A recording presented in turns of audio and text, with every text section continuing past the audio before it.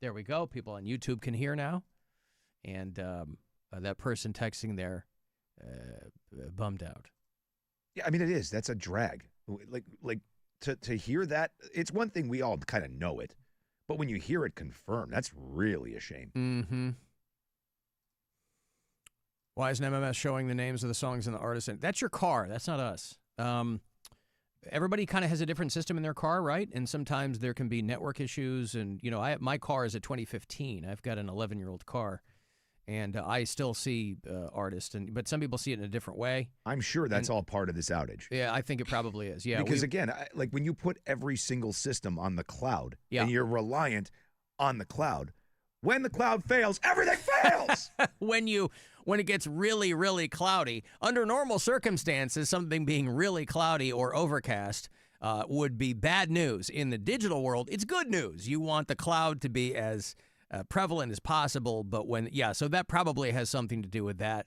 I would imagine that your system will start to show those again very, very soon. Now, fortunately for you, you won't have to concern yourself with artist and title over the next 4 hours because the only artists in this room, Rob, are Rob Anthony, Alan Cox, and Jessica Ann Hutchinson. And you won't need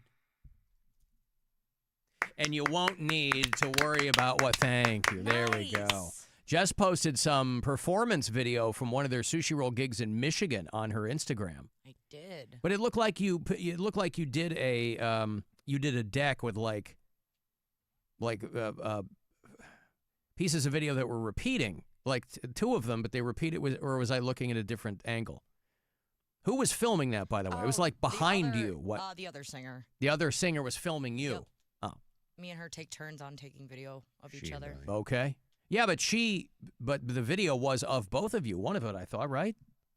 Why did they film you from the front? Why are they filming you from the back? I could see if it was a guy filming you from the back. Why is she filming you from the back? I don't know. You don't ask? I mean, no, we just do our thing. Right. I'll go out into the crowd and film her from the front. From the front. Yeah, well, that's what I'm saying. Like, you were out in the crowd, but she was getting you from the back, I guess, I don't know. Did the person who recognized you in the story see you from the back? Is that what it was? They didn't see your face? They heard your voice. No, maybe they saw you from the back. He was scanning my items at the bottom of my cart, and then I started talking about running the cart over with my foot. Mm-hmm. And that's when he goes, wait. And, well, he walked away, and then he came back. And then he was like, this might be weird. And I was like, oh, God, he's going to ask me out. This might be weird, but when you ran over your foot, did it happen to hit a bunion? And you're like, yes. Wait, what? Yeah. Well, that's okay. No, I was just watching that video, and you were shot from behind. There was a little bit of a pan, kind of a 360 thing going on there. But my thought is always, if you're gonna, I've got some stuff that I have to film this weekend, and when you do that, you want to frame it as well as you can. Maybe you should try to film it from the back. I'm not going to do that. Trust me, nobody wants my face in things less than me. But I still need to do it that way, per the requests. Well, also sometimes if the crowd's like really big down at the bottom, we won't go down there. Mm-hmm. Do you always go into the crowd? Yeah. Yeah, always. Always. And do people tense up when they see you're going to come near them? I know if I'm at a show and like somebody comes down into the crowd, I don't want that. You're the performer. I'm in the audience. You stay up there. I don't need them walking around. I don't, you do your thing. That's why I like to scare them. Like that, the second video on there, that lady she did not see me coming. But she wasn't having it. Yeah, but that's different if somebody just the singer pops up and you're sitting there having a beer. Did you get a good reaction, though, from the people even before you went down there? Yeah. Yeah, lots of little girls. Is there a song during which is there a standard song you'll jump off and run around, or just when the mood strikes? Love Story. Love Story. That's a Taylor Swift song. Yep. Yeah. And then Your Love, The Outfield or whatever. Yes. I'll go down there. I don't want to lose your love. You guys do that? Yeah, because I make people do the Tonight part because we stop for a second. You make them? Mm-hmm. Wow. I'll shove the microphone in their face. I don't care. Josie's on a vacation far away. That's all you got. That's a really good song, though. The Outfield. Because there's a handful of really popular songs that I've asked you in passing if you guys perform and you say no, but you do The Outfield. Mm-hmm. I mean, that was a big, big hit for them. That was probably their biggest hit. Is that their only hit? Well, no, they had All the Love in the World. They had a couple of songs, but that's the one that everybody remembers is Your Love. People love that one. Well, but you're also forcing them to sing. Yep, sure Okay, am. right. So maybe there's a bit of Stockholm syndrome in there or something. Maybe they're a little worried. I like the people that don't, like they're just staring, and then I point them out, and I call them my victim. Victim. That's really a great way to loosen people up is when you refer to them love as it. your victim. I don't say that. Oh. For my next trick, I'll need a a volunteer. That old bit. Well, WMMS just Jess, if you want to see Jess from the back.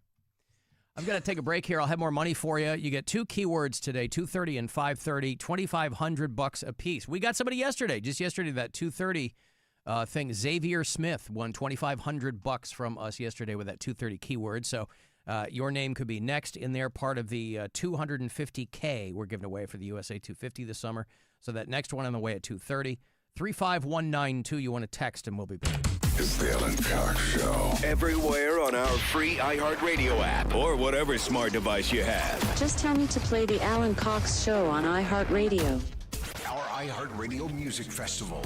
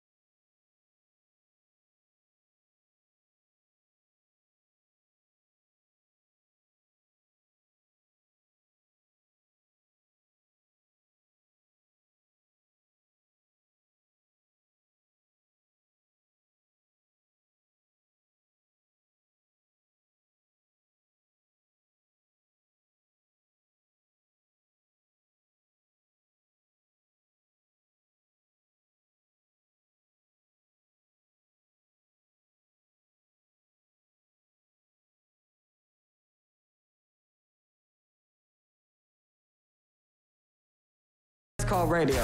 What you're describing is radio. And live on the radio weekday afternoons.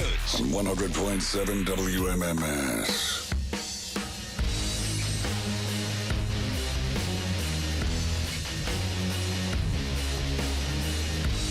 Guardians are hoping to avoid a sweep. They're in Milwaukee. The Brewers are, granted, very good this season. I think they're at the top of their division. Guardians down 2 games to, well, they're trying to finish this series. They're about 10 minutes in. They just started the afternooner. Look at that. Nothing. Bottom of the first. 0-0. I'm sorry. I should be currently using World Cup lingo. That's right. During the World Cup, I went in Rome. 0-0. Guardians Brewers, bottom of the first there at First America Park. Which is already better than it was last night. So what's that? Well, the leadoff batter last night put one that hasn't landed yet. Oh, yeah. Yeah. Well, the Guardians, irrespective of what happens today, they will still head down to Houston. They'll start up tomorrow night through the weekend against the Astros. I believe they're on Central Time, too, there in Houston. And then they'll head to Chicago, again, Central Time, against the White Sox. And then they'll come home next weekend to host the Ken Griffey Jr. and the Seattle Mariners. Mm-hmm. And then the Tejas Rangers will be in town. And then the White Sox will come to town, Rob, the weekend of July 4th. That is probably where maybe I'll catch the first game in that series, right? We'll get off the air here. I'll hoof it over to Progressive Field. I'll throw on my White Sox cap. I'll sit by myself. I will subject myself to the slings and arrows and the derision that comes with being a fan of the opposing team. It doesn't matter as much in Cleveland. But here's how I'm going to stick it to them, Rob. I'm going to have my White Sox cap on, but I'll be wearing a Guardians jersey. Yeah. How do you like that?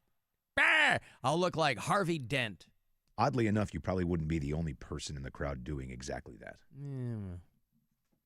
I'll wear my black and white Jim Thome White Sox jersey. How about that? He might be the only person doing that. He is a legend there with the franchise. But that's one of those rare opportunities where you can do that, right? Where you could wear a Thome jersey, a guy who had played for both teams. But the final game in that Brewers series is happening as we speak.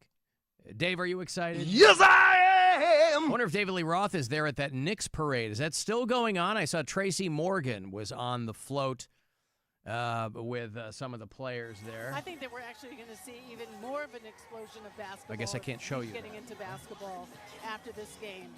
The big parade of champions. Did you see any of the viral video of people trying to get out of the subway and back up to street level there in New York for the parade of champions? Yeah. The live stream there of the Knicks parade. What a time, Rob. What a time for the city of New York. How about that? The mayor's going to come out. Probably already did all this. Oh, yeah. This is a live stream. They got 1 million people there in Manhattan. And everybody really excited. Alicia Keys, of course, sang Empire State of Mind. You got to do that. Season like this. And many of you wondered if you'd ever live to see the day when it would happen. But your dreams last Saturday became a reality. By the way, what does that do for you? When you win a championship, what does it do for you? Like when the Cavaliers won in 2016. You know, they're doing all kinds of stuff for the 10th anniversary of the Cavs winning the NBA championship. Now, some people are dragging them because they're like, oh, you got one ring.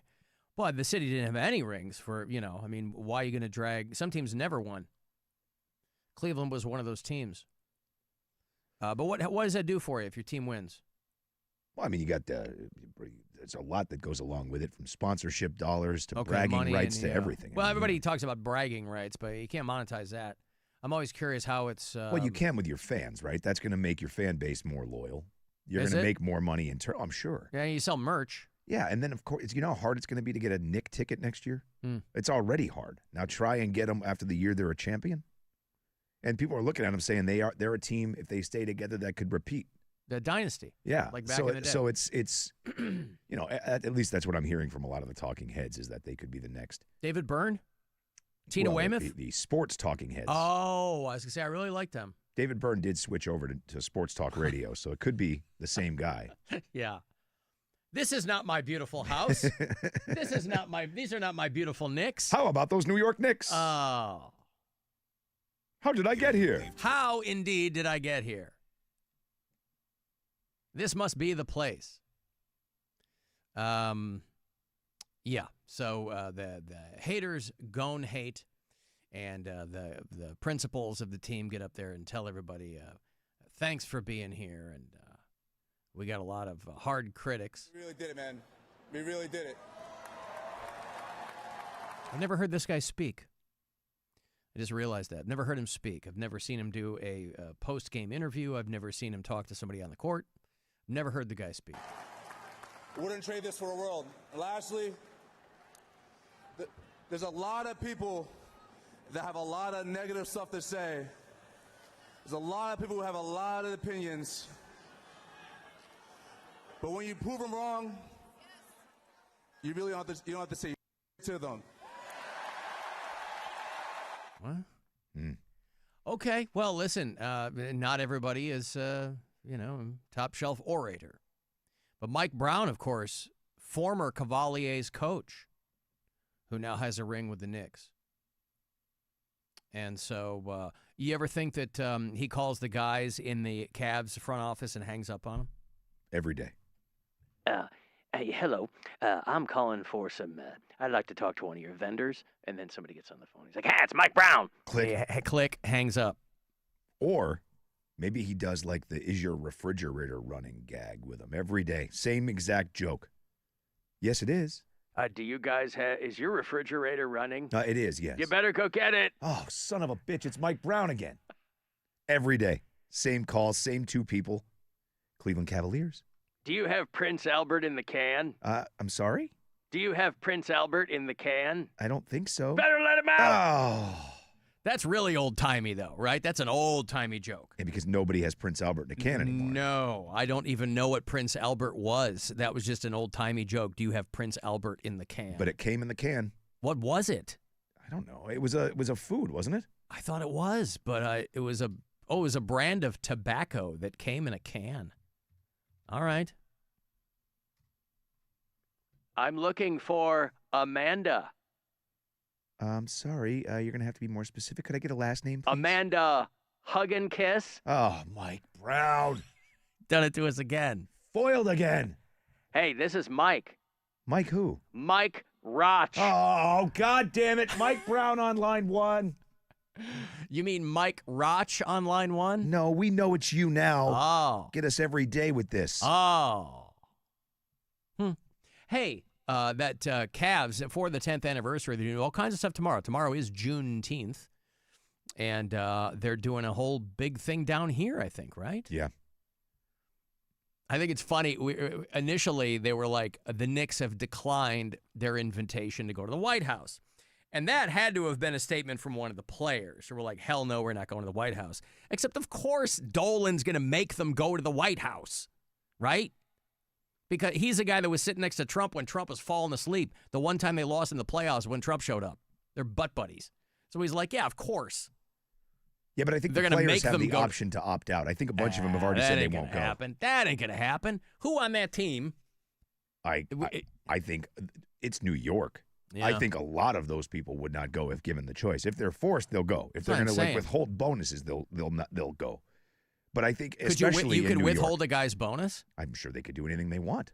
Really? Why not? Well, then that's forcing them to go. We're gonna withhold your bonus if you don't go to the White House? I'm just saying, if they're forced to go. I'm thinking of ways you can force an NBA player to go, and the only thing that I can think of is we're going to hold your money. Because what are you going to bench them?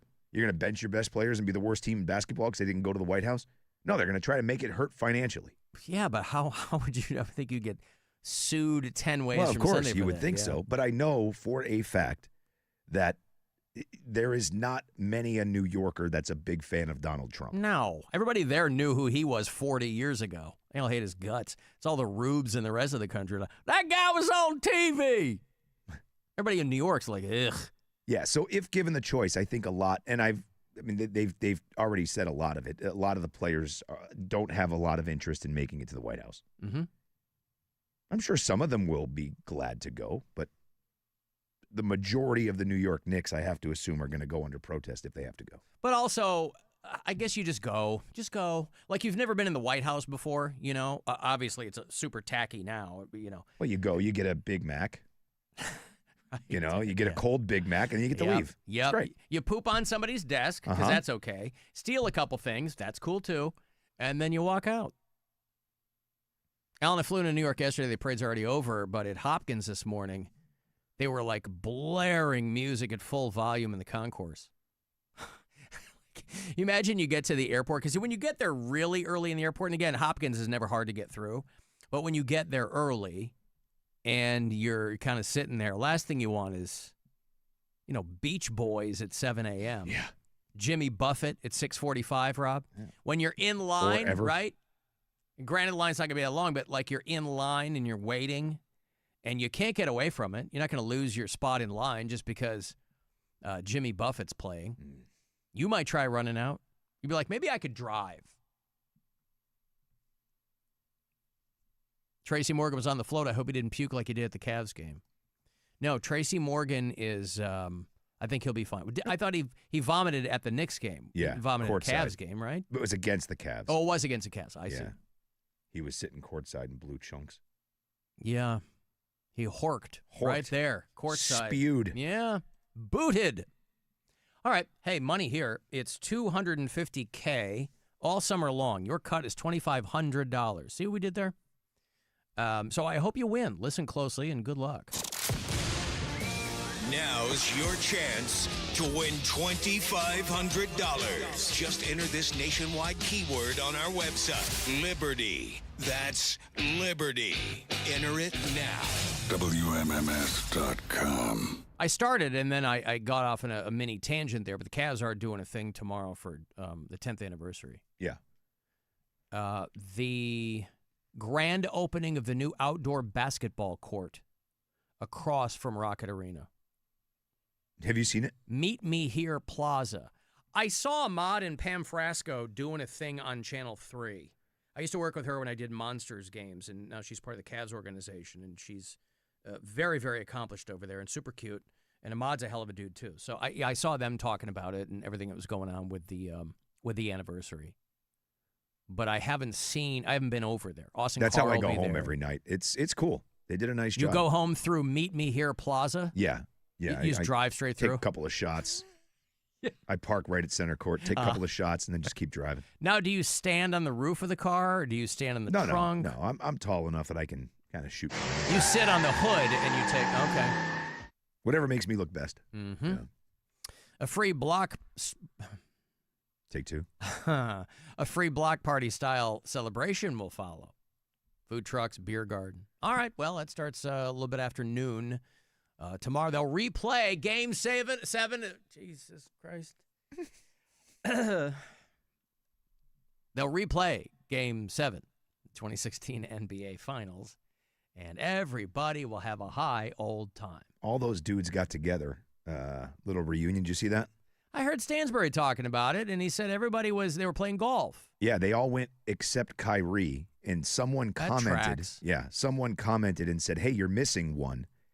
And I don't know who it was. I just saw it quickly earlier.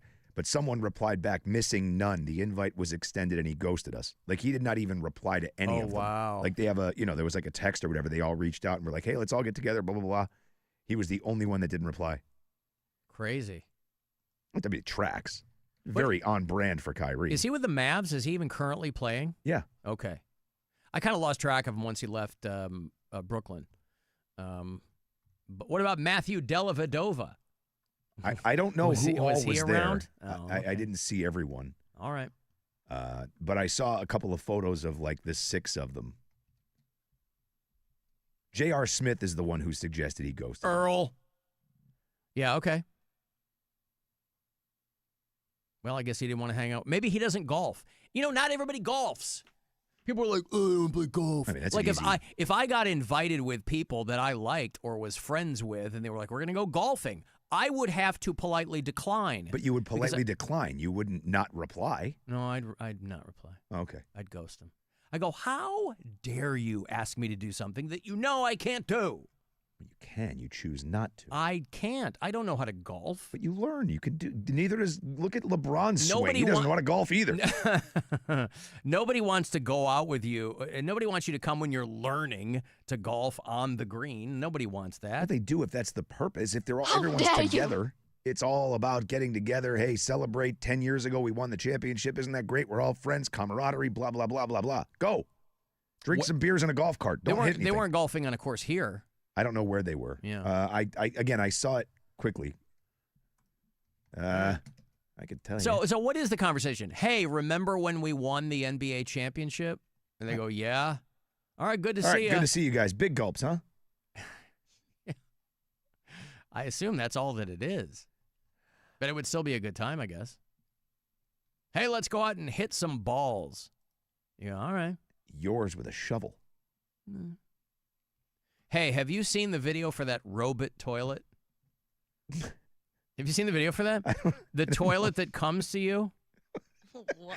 And it's supposed to be Dead or alive, you are coming with me. It's supposed to be for people who are obviously kind of limited in their mobility. It's a Japanese company. I didn't have to tell you that, of course. It's a $13,000 robot toilet from a company called Xiaoban. And it drives itself to your bed, and then you do your business, and then it handles everything else. It's for people with mobility challenges or the elderly. You didn't see this video? No. It's a couple days old, I think. They put the full demo online.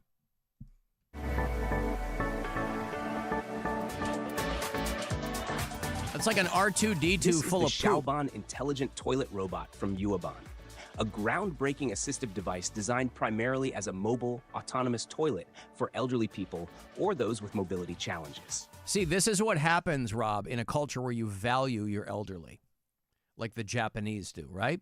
In this country, every other culture in the world, for the most part, they value their elderly. They try to take care of them. They hold them in high esteem. They try to learn from them and their wisdom. Not this country, boy. We put you in a corner. Don't talk to me anymore. I don't want to know from you. The United States did not create the autonomous mobility toilet. Thing shows up all happy, rolls in, turns to you. Hello, please sit down and evacuate your bowels. Do you think it has like Bluetooth? Sits down, turns around, goes away a lot slower. Looks like Michael Bluth. To walk with his head down in Arrested Development. It's all depressed by what you just did to it. Yeah. My brother is a Waymo. He has a much better time than I do. I have Waymo poop in me than he does. Your job stinks. Try mine. What'd you say, Jess? I wonder if it has Bluetooth. I think it's got all. They're going to tell us. I think it's got all of it. It's got blue water. The whole idea is simple but shocking, as instead of the person going to the toilet comes to the person. Oh, they flipped the script. Now, the most common question flooding the internet about this video is whether you can actually poop in this thing, or if it is only meant for taking a quick leak. That's the number one question. That's fantastic. Yeah, that's the first thing. Hey, can I poop in this? Hey, can I crap in this thing? You're like, it's a toilet. It should have strobe lights and some Bluetooth. It might. It might have all of that. The answer is a definitive yes, as it is built to handle absolutely everything. You can comfortably poop, and you do not even need to reach for toilet paper. Ooh, as soon as you are they're light years ahead of us, bro. They Just sure light are. years ahead of us. I know people can buy bidets here, and a lot of people swear by them. finished, the robot initiates a built-in bidet system for automated washing, followed by a warm air drying cycle. A warm air drying cycle. So Ooh, you're not boy. getting up. You don't even have to pad yourself dry, right? From there, a heavy-duty odor control mechanism instantly engages, sealing the internal chamber airtight to trap and neutralize any smells. Once you are finished and back in bed, or whenever you command it, the robot drives itself back to the docking station, Or whenever you command it. So, like, let's say you came home drunk, right? You dropped 13 grand on one of these autonomous toilets from Japan. You have it shipped over here, like Gene Belcher in the middle of the woods. And then you pass out, and you don't command it, and it just sits there all night, stewing. And then you wake up in the morning, you're like, what happened? The thing's over there smoking. Or aligns with your existing household toilet. It then extends a disposal arm. Yeah, then it walks over to your toilet in your home and it evacuates the chamber. Completely flushing both the solid and liquid waste away. Immediately after, it runs an intensive self-cleaning and sanitizing cycle on the bowl, leaving it pristine for the next trip. It's like one of those automated kitty litter feeders. Dude, I got to be honest with you. You look at the opening in that toilet bowl. That says it can accommodate anything? Well, I don't know, man. This is going to be sold primarily to Japanese people. People are going to give that thing a run for its money. I'm telling you right now. Steady diet of fish and rice. They are historically much healthier than we are. Yeah, this thing ain't going to work in the United States. No. Do you guys have this in XL? I'm going to beat the hell out of this thing. Yeah. At the charging station, it automatically refills its clean water tank from the home water line and recharges the battery. Well, you get the gist. I mean, it really, for $13,000, I mean, it's, contactless.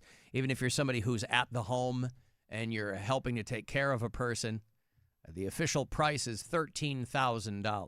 It's not bad. Now, I think in the United States, this would probably primarily be used by gamers. Right? Or people who just don't want to get up. They're watching TV all day long. You're playing Fortnite or you're playing Elden Ring or something, and you're like, switch on. Whatever you got to tell it. I don't know. Just keep thinking of Cartman in that episode when they were playing World of Warcraft and he wouldn't leave and he just yelled for his mother to bring the toilet to him. Nah, bathroom. Yeah. Oh, that's my big boy. Yeah. Robot. Oh, golly. Leave it to the Japanese. God bless them. $13,000. If you got that burning a hole in your pocket, maybe look into one of these autonomous toilets. It seems like it could be way more expensive for what it is. Like, that's not, I mean, $13,000 is a lot of money. But if it actually does what it says it does, that's no different than other medical equipment. You know what I mean? Like, you're spending that much or more on scooters and things like that for mobility. Yeah. If this thing actually helps, $13,000 isn't that bad. Excuse me. Hey, I've got a break here. 35192 if you want to send a text, and we'll be back. The Alan Cox Show. On 100.7 WMMS. We got stuff. You want stuff. Win stuff. This week at WMMS.com. Register to win a pair of tickets to see 21 Pilots at Ohio Stadium in Columbus with support from Death Cab for Cutie on Saturday, October 17th. Open WMMS on the iHeartRadio app, click the contest tab to register and get more info. This is Sarah Spain with the latest from iHeart Women's Sports. Presented by Liberty Mutual Insurance. It was announced on Wednesday that Lily Reel has been traded from Gotham FC to the Boston Legacy in exchange for $350,000 in allocation money and $50,000 in intra-league transfer funds. Reel was last year's NWSL Rookie of the Year and U.S. Soccer Young Female Player of the Year. For more women's sports stories, subscribe to Good Game with Sarah Spain on iHeart Podcasts. Switch to Liberty Mutual and they'll customize your auto and home insurance so you only pay for what you need. Why pay full price when you can customize and save?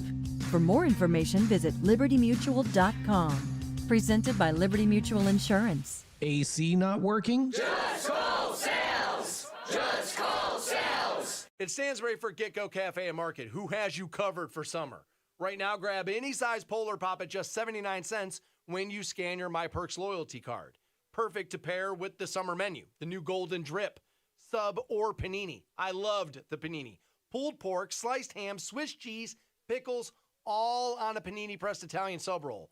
Find both in the Get-Go app. And then you can keep the car clean all summer too with Whitco. New members get a whole month of unlimited washes for the price of just one wash. Get-Go Cafe and Market, better believe it. iHeartRadio and Fox Sports are bringing you every match of the FIFA World Cup 2026 live. Magical. Just open the free app and search World Cup. Plus, tap the highlights tab to catch up on anything you missed. Lock in your preset now. Hello, it is Ryan, and I was on a flight the other day playing one of my favorite social spin slot games on ChumbaCasino.com. I looked over at the person sitting next to me, and you know what they were doing? They were also playing Chumba Casino. Everybody's loving having fun with it. Chumba Casino is home to hundreds of casino-style games that you can play for free anytime, anywhere. So sign up now at ChumbaCasino.com to claim your free welcome bonus. That's ChumbaCasino.com and live the Chumba life. Sponsored by Chumba Casino. No purchase necessary. VGW Group. Void where prohibited by law. 21 plus. Terms and conditions apply. Summer's a gift. The gift of good times. And even greater deals at the Kia Summer Sticker Sales Event. So gift yourself some savings on a 3-row Sorrento, adventurous Sportage, multi-purpose Carnival, and Nero Hybrid. All backed by a 10-year, 100,000-mile limited powertrain warranty. So the gift of summer can keep on giving for summers to come. And right now, get 0% APR for up to 48 months, plus $750 retail bonus cash on specially tagged 2026 Sorrento and Sportage vehicles. Kia, movement that inspires. Call 800-333-4KIA for details. Always drive safely. See dealer for warranty details. Financing for 24 to 48 months from Kia Finance. Subject to credit approval for purchase of a new 2026 Sorrento or Sportage. $20.83 per month for 1,000 financed at 48 months. $750 retail bonus cash on specially tagged 2026 Sorrento and Sportage vehicles must be applied as down payment. Not available as cash. Must take delivery by 7/6/26. Offers may not be combined except where specified. Subject to vehicle availability and dealer participation. See Kia dealer for details and available stock. If you dread dealing with your insurance company more than you dread yard work, in 90-degree weather, wow, it is a scorcher out there today. with a swarm of hungry mosquitoes buzzing around, then you might have Insuranoia. And if you have Insuranoia, then you should get NJM. They go to great lengths to do what's best for their policyholders. No jingles or mascots, just great insurance. NJM. We all have someone we love, like the favorite lyric in our favorite song. You can't imagine life without them. So tell them today, I love you. Get screened. It could help save their life. Visit cancer.org/getscreened to learn more. Sound familiar? At Mattress Firm, we understand there are many problems that can keep you up at night, like snoring, aches and pains, or sleeping hot. Our sleep experts have the unrivaled know-how to match you with a mattress that can help. And now at Mattress Firm, get any size mattress for one low price starting at $219.99. For the great sleep you deserve, visit Mattress Firm. We make sleep easy. Restrictions apply. See store or website for details. Life rarely waits for a convenient time to feel off. It happens on busy mornings, weekends, right before something important. And when it does, searching online isn't the answer. Having a doctor who knows you, your health, and your history is. And Metro Health primary care physicians make care easier with same-day, weekend, and virtual appointments. Metro Health Primary Care, not just a doctor, your doctor. Find yours at metrohealth.org. Jake from State Farm. I just beat my running PR, so I'm celebrating. Keep celebrating when you bundle and save with the State Farm Personal Price Plan. Like a good neighbor, State Farm is there. Prices vary by state. Options selected by customer. Availability and eligibility may vary. CLE Clothing Company, the land's one-stop shop for all things Cleveland. Cleveland tees, hoodies, accessories, and the WMMS Buzzard gear at all 4 locations around town and online. Use the promo code PRIDE all June for 15% off. Shop now at clevelandclothing.com, the brand of the land. We all know Goodwill, but did you know when you donate stuff to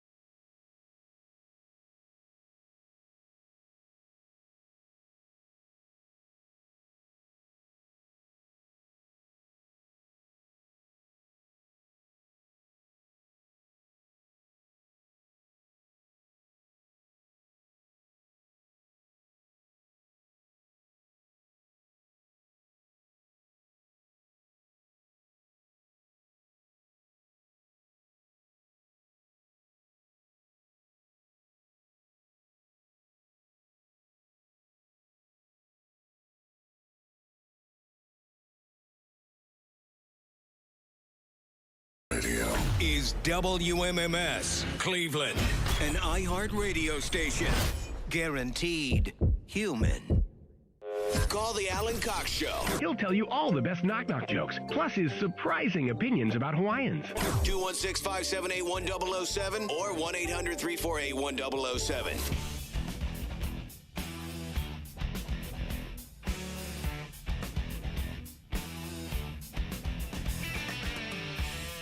$35192. Want to send me a text? AlanCoxShow.com. You can email any of us there. Listen on the iHeartRadio app. Drop messages for us if you want on the little red talkback button there. Guardians are finishing that series, hoping to avoid the sweep, by the way, against the Milwaukee Brewers, who are very good. They're in the top of the third, 1 run apiece as we speak. But the Guardians have lost those first 2 in this series. They will head to Houston tomorrow to start up the weekend series against the Astros, and then they will come back up to Illinois to play the White Sox next week and be back at home for next weekend against the Seattle Mariners. Use the promo code PRIDE all through the month of June. We're now halfway through, over halfway through, I guess. And you can get 15% off whatever you want over there at CLE Clothing Company. A guy who will text me with some frequency calls himself Grumpy Plumber. He said, that automated toilet sounds great, but I also do maintenance at a hospital. And the stuff that patients leave in the toilets, Rob is correct. Americans would really be putting that robot toilet into the Yeah, that opening would have to be 3 times the size. Yeah.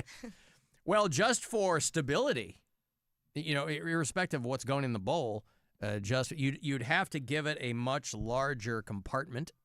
You would just have to expand its dimensions, more commensurate with the carriage of the average American, I guess.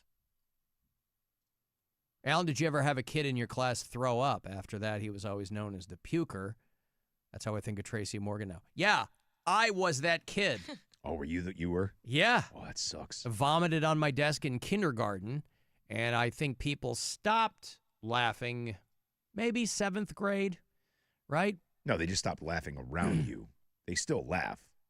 To this day, they still laugh. I think around you. I feel like by 7th grade, nobody's really thinking about what you did in kindergarten anymore, but it was a tough... No, but they still have the story. I was sitting next to this kid in kindergarten once, and he puked all over his desk. Well, yeah, I had the story. I mean, yeah. I would happily tell it to whoever, but... they come in with the sawdust? Yeah. Yeah. Yeah, middle school was not great. That's the worst. You got to call the janitor. Oh. Well, because we had these on the tops of our desk. You used to have like a sheet, like what were they called? Like a placemat kind of thing. Yeah, yeah. For the top of your desk, right? And yeah, I puked on mine. Like I mean, that's good at least. Second period. It was early in the day too. Just take that, throw it away. You got a clean desk under there. Not a huge deal. Mm-hmm. Was it a lot? I mean, it wasn't. It wasn't like the blob. Yeah. But I mean, it was enough. It doesn't have to be a lot. Everybody's gonna. It's gonna be a combination of people going, the girls going, ew, and the guys pointing and laughing. That's kind of what it was. I remember somebody did it in the cafeteria. Well, elementary school. What made me more upset was that the teacher was mad at me for puking. Yeah, I went to Catholic school, right? They're mad at you for everything. Yeah. They're nuns. They're brides of Christ. That's Satan coming out of you. Well, it wasn't like that, but I mean, she was not happy. That I was like, okay, you think I did this on purpose? Yeah, I'm not happy either. There's only one person less happy than you, and that's me.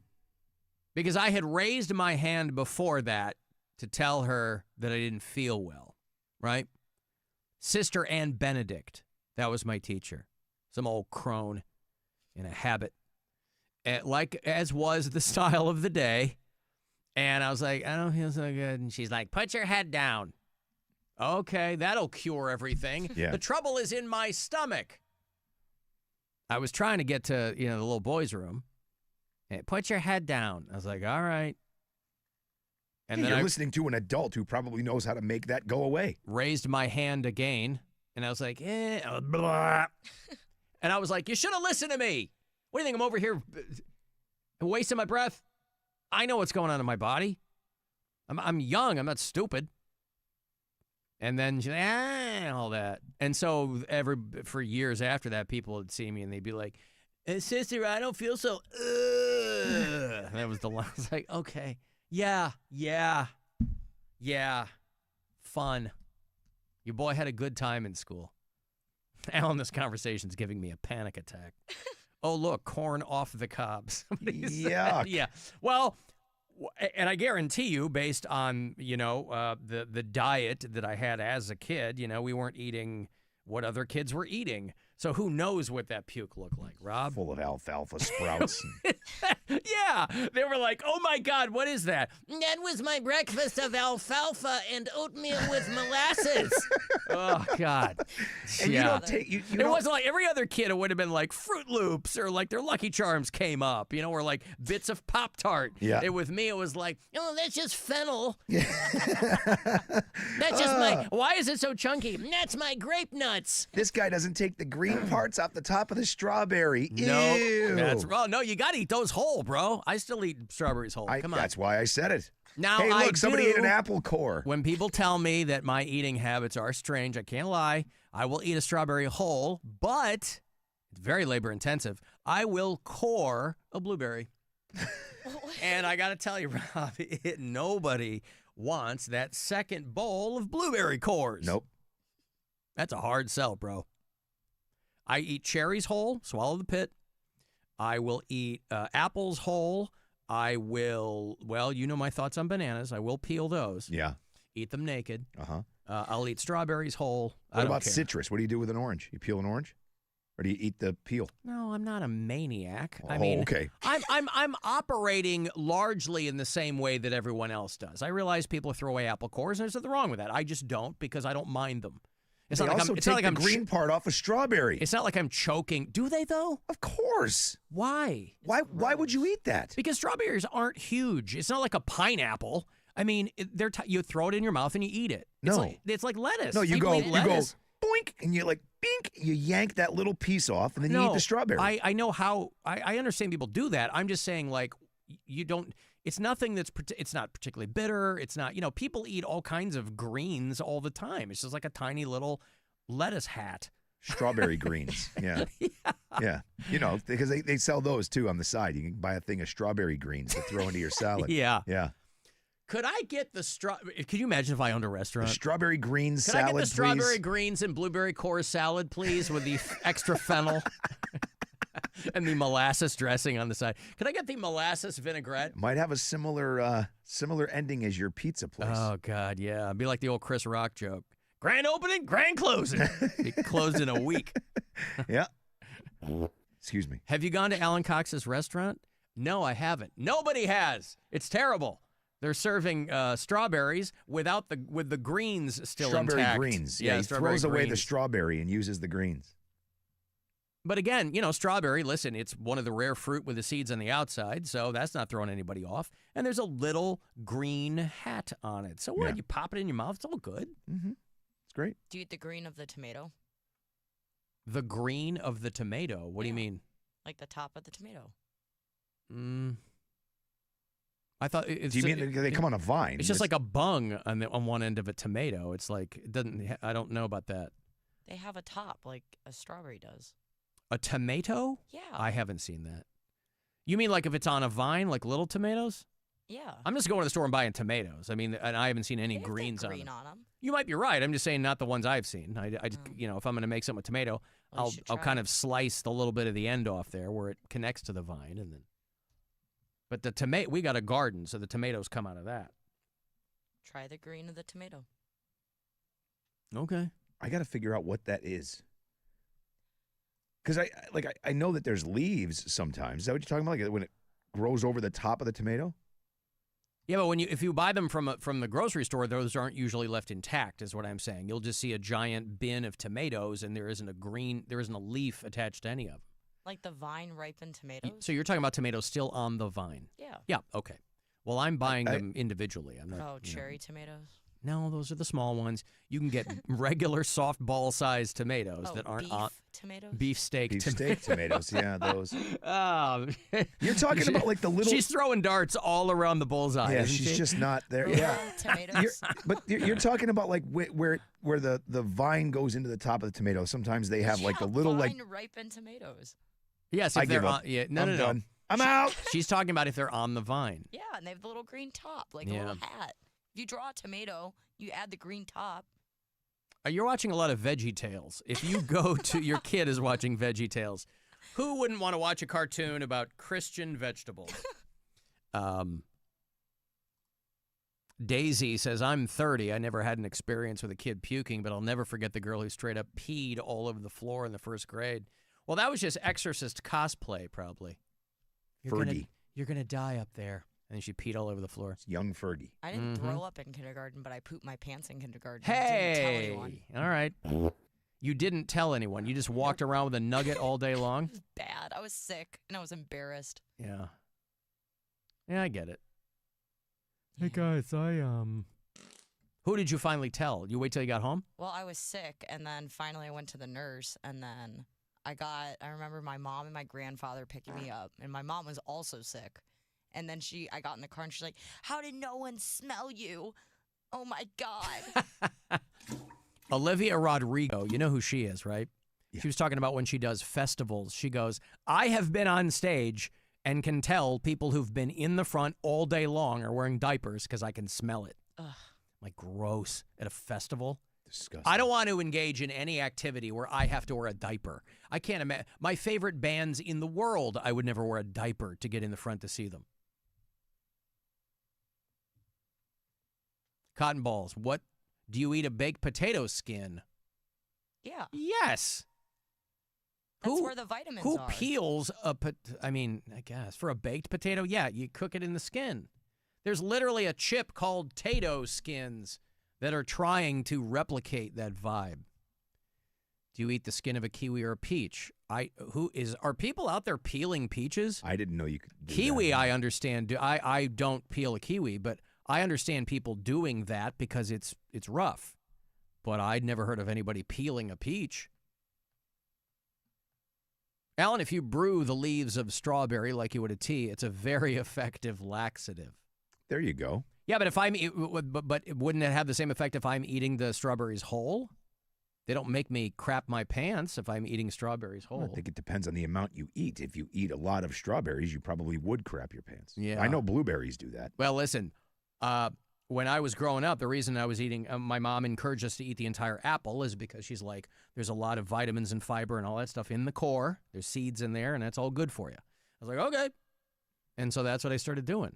And so when I look at a strawberry, I'm like, there's nothing on there that's objectionable. I pop the thing in my mouth. It makes the whole experience better, Rob. What am I going to get, a thing of strawberries and then take time getting a cutting board and slicing the top off? Come on. I'm not making a pie. Well, you don't have to slice the top off. You can just pick the little strawberry. Like a grain dandelion. off. Boink. You pop it out. Boink. Alan, why do you have to be so weird? I don't have to be. I just like what I like.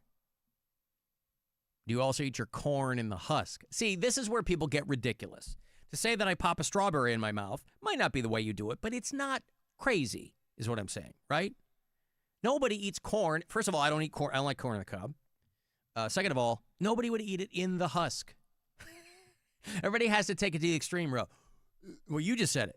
Well, you eat an orange with a peel. No, that was everyone peels an orange. No, that's not true. There are people who do eat the orange peels. That's why I asked you. Okay, well, I am not one of those people. There is a lot of nutrients in the peel of an orange. Yeah. I save the peels for cocktails. Oh, yes. Pardon me. I enjoy a Negroni. I like those things, so I save the peels. But I don't always, like, not a ton of them, but I do always have a little baggie of them for cocktails. But no, I know a lot of people who will eat that stuff. My grandfather would occasionally eat some orange peel. I noticed there are a lot of restaurants now in bars where they're doing they did them for a while and then they stopped, the dried orange slice. Yes. That seems to be coming back. Yep. And I don't know why. All the time in Palomas. People throw them in Palomas constantly. That's my favorite of my the pants. I ate too much corn. My favorite of the Mexican drinks. I like the Paloma over the margarita. I am on record now. Oh, really? That is correct. I mean, I like them both. Yeah, the OG Paloma, like the real Paloma. Not, I know you like it with the squirt and the tequila, but that's no, I know what you're talking about. Paloma Light. Yeah, that's my garage Paloma. Right. Yeah. What about a Spanish drink? What about a calimocho? You like one of those? Delicious. Yum. Love them. Coke and red wine. Yum. The Portuguese do it with orange soda in red wine. Oh. Where I grew up in Ludlow, Massachusetts. A lot of Portuguese there. And well, your mom's Portuguese, right? Yeah. Would you like a Fanta and red wine, Hey, Robbie? that was their little version of a spritz, a little cocktail. Now, was it Sunkissed or Fanta? Were they precious about the or was it like No, it was whatever they had. What about Orangina? I like Orangina. Never had Orangina. Orangina. I mean, I've had it now, but it was never around when I was a kid. Yum. It was always like, just any orange soda would do. The crappy red wine, some orange soda. You have a good cocktail, you drink him good. You drink it all day. And now I get drunk, I drink too much. Yeah. That's your mom? No, that was I had an uncle sounded Your exactly uncle, like yeah. that. I had two of them. One of them, Jack, sounded like that, and then the other one had my Uncle Tony had kind of like a lisp. So when he'd talk, he'd be, Jesus Christ, do you know these kids nowadays? Oh, God, like a lateral lisp. Alan, yeah. I couldn't tell you what's wrong with these kids. There's something, they're crazy. I don't know why. They don't sleep, they don't eat, they play video games. What's the matter with these kids? I'll see you when I see you. That was him all the time. That's funny. Every conversation. Uncle What's Tony. up with these kids? Jesus Christ, I got to tell you, Alan, there's something seriously wrong with these kids. They just sit around all day. They're fat. There's a reason they're fat. They're not outside playing soccer with their friends. Now they're pooping in robot toilets. They're pooping in robot toilets. Alan, I'm in the 8th grade, January. I'm 15.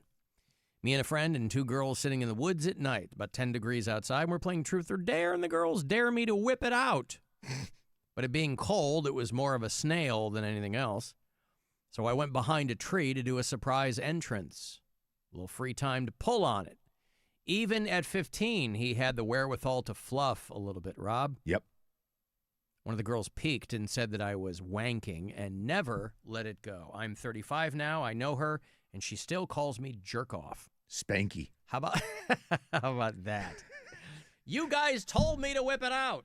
He was just trying to make sure he was protecting his investment, his future. He was protecting his future by trying to fluff. That's right.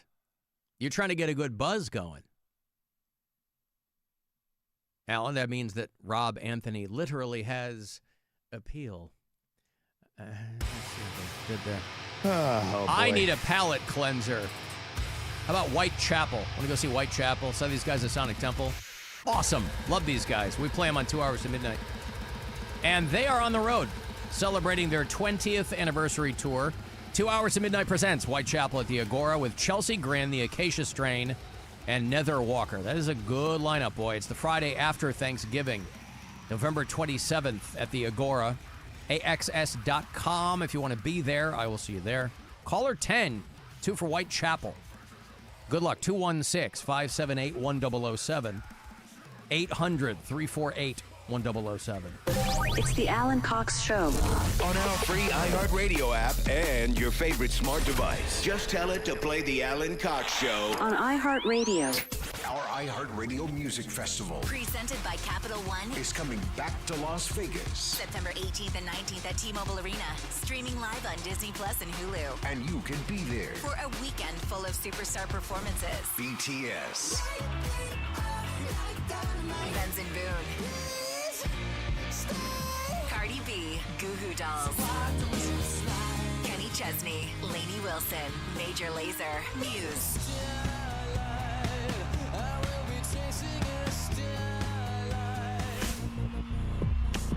Snoop Dogg. Weezer.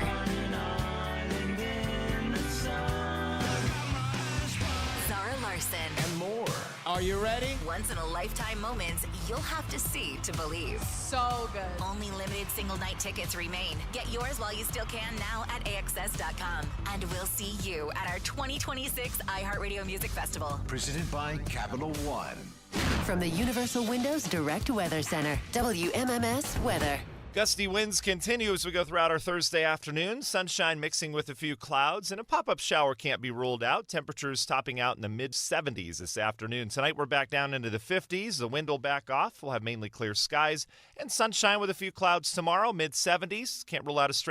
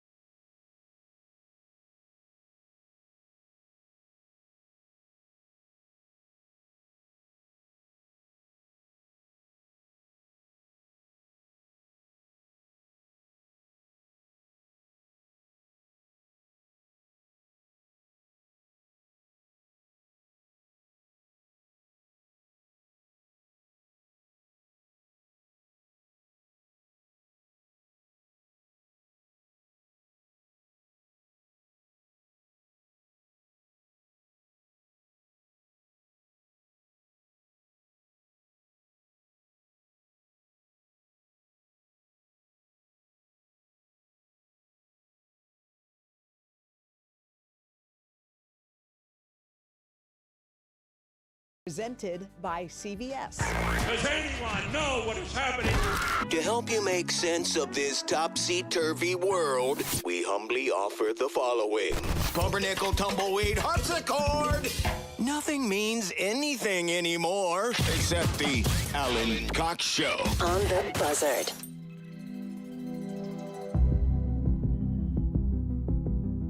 I gotta check out that Hoda Kotb podcast, Rob. Just because I like her name. Hoda Kotb. Yeah, missing vowels. Yeah, I like it. Were you a Stranger Things guy? I watched the first 2 seasons, I think I got through, and then... it did kind of wear out its welcome. Yeah, I was done quickly. But it put the Duffer Brothers on the map. These were the guys who, I mean, obviously, the reason it was so popular is because they wore their influences on their sleeve, right? Matt Duffer and Ross Duffer. They really, really blew up from Stranger Things. They wrote The Thing, and they wrote a couple of other things, too. They did a show called Wayward Pines that only got 1 season that was on Fox a few years back, and I liked it, but I don't think anybody else was watching it, and they did this movie called Hidden. It was okay. But for the most part, Stranger Things is easily their biggest hit. And so when Netflix was like, well, what's the next thing going to be, guys? And I guess they put their heads together and they came up with what essentially amounted to, hey, let's do Stranger Things, but with old people. And it was called The Burrows. Did you watch that at all? No. I only watched it because the cast was so good. And it was essentially a group of people who live in this retirement community in the desert, and they find out that something hinky is going on. And it's Alfred Molina, and it's Clark Peters, and Alfre Woodard, Gina Davis, who has a big age gap relationship in the show. Anyway, Netflix canceled The Burrows after 1 season. And I'm always amazed by the shows that get canceled after 1 season. Now, it probably wasn't inexpensive to produce. That's usually what happens. They go, let's give it a shot. But even terrible shows these days, they'll give them 2 seasons. Yeah. They're like, maybe people aren't, and anything new that drops on a streaming service because they'll put it on your front banner or whatever. So when The Burrows dropped, they were like, it's Netflix's #1 show. It's like, well, yeah, because everybody's checking it out.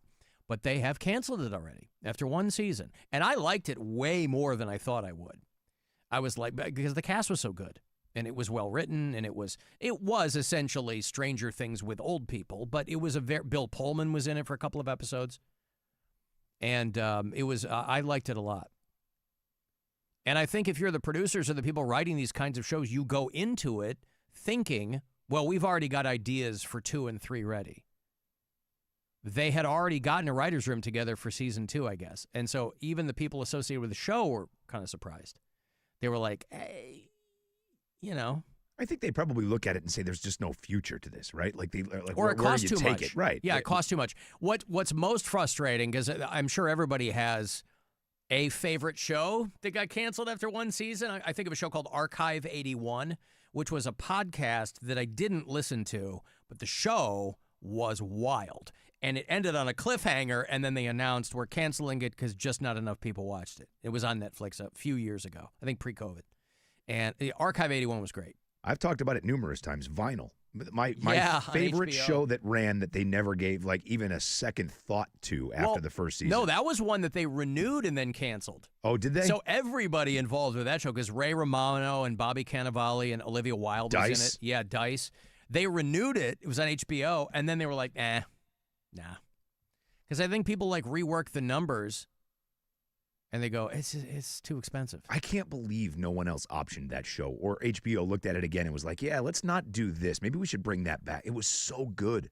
Maybe it was so good because I'm in a similar industry, an adjacent industry, that it was awesome to me. I loved that show. Last time Paul Reiser was on the show, he was doing a show over on Hulu called Reboot about this 80s television show that had been rebooted. It was an 80s, a fictional sitcom that they were reconvening the cast and doing a new version of. And it's him, and it's Johnny Knoxville and Keegan-Michael Key. They canceled it after 1 season. And it was really, really funny. Reiser was great in The Boys, by the way. Yeah, he was. And Stranger Things. He's in Yeah. Paul Reiser's. It's a Reiser-sance, Rob.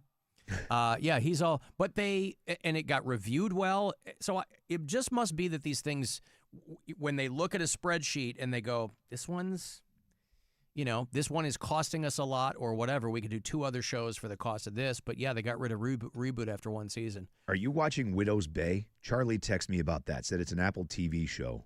That's great. That I would enjoy. You watch I'm behind on it, but yeah. I haven't seen any of it yet, but he said it's basically he said it takes place in your motherland. so he said I would enjoy it because of that. In New England, yeah. No, I like Matthew Reese a lot, so I'd watch him read the phone book. But yeah, there's some there was a great show on I think it was on Netflix. It was called The Residents, about this girl who was called in to investigate. Well, it's supposed to be the world's greatest detective. She was on Orange Is the New Black. She was Crazy Eyes, was her character on Orange Is the New Black, and they bring her in to investigate a murder in the White House. It was called The Residents, and it was very Knives Out type, very twisty-turny. They canceled that after 1 season. And so some shows that they're self-contained, like there's a recent one called Something Very Bad Is Going to Happen over on Netflix. That one is done, but it was kind of self-contained. It had a beginning, a middle, and an end. I don't think that was planned for multiple seasons. How did Netflix drop Mindhunter? Everybody I've ever talked to said that's one of the best shows they've ever seen. Love it. And they dropped that one. Yeah. But I think they got 2 seasons out of Mindhunter. They did. And people wanted more. But that was another left. one. They were like, it's too expensive. They're like, David Fincher is not cheap. So that's the calculus now that everybody in every arm of content creation is looking at. Whether it's streaming services, whether it's radio. Oops. They're looking at, hey, this is great. And you do have to pay for quality if you want marquee names or if you want. But then they go, well, could we get by with a show that costs less? Yes, we could. Let's figure out how to make that work. Yeah, but if they know people are going to come in droves for a show like that, why wouldn't you give them another season? Forget about the cost. Stop making trash. Stop making 12 things that suck and make one thing that's great. It's worth it.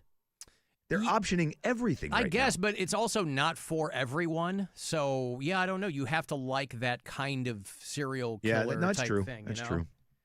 There's this guy named Harlan Coben. I've talked about him before. I'd never heard of him before they started making every one of his books into a show over. This guy must have signed some 10-year deal with Netflix because he's got all these books that I've never heard of, and they turn them into Netflix shows. They just crank them out.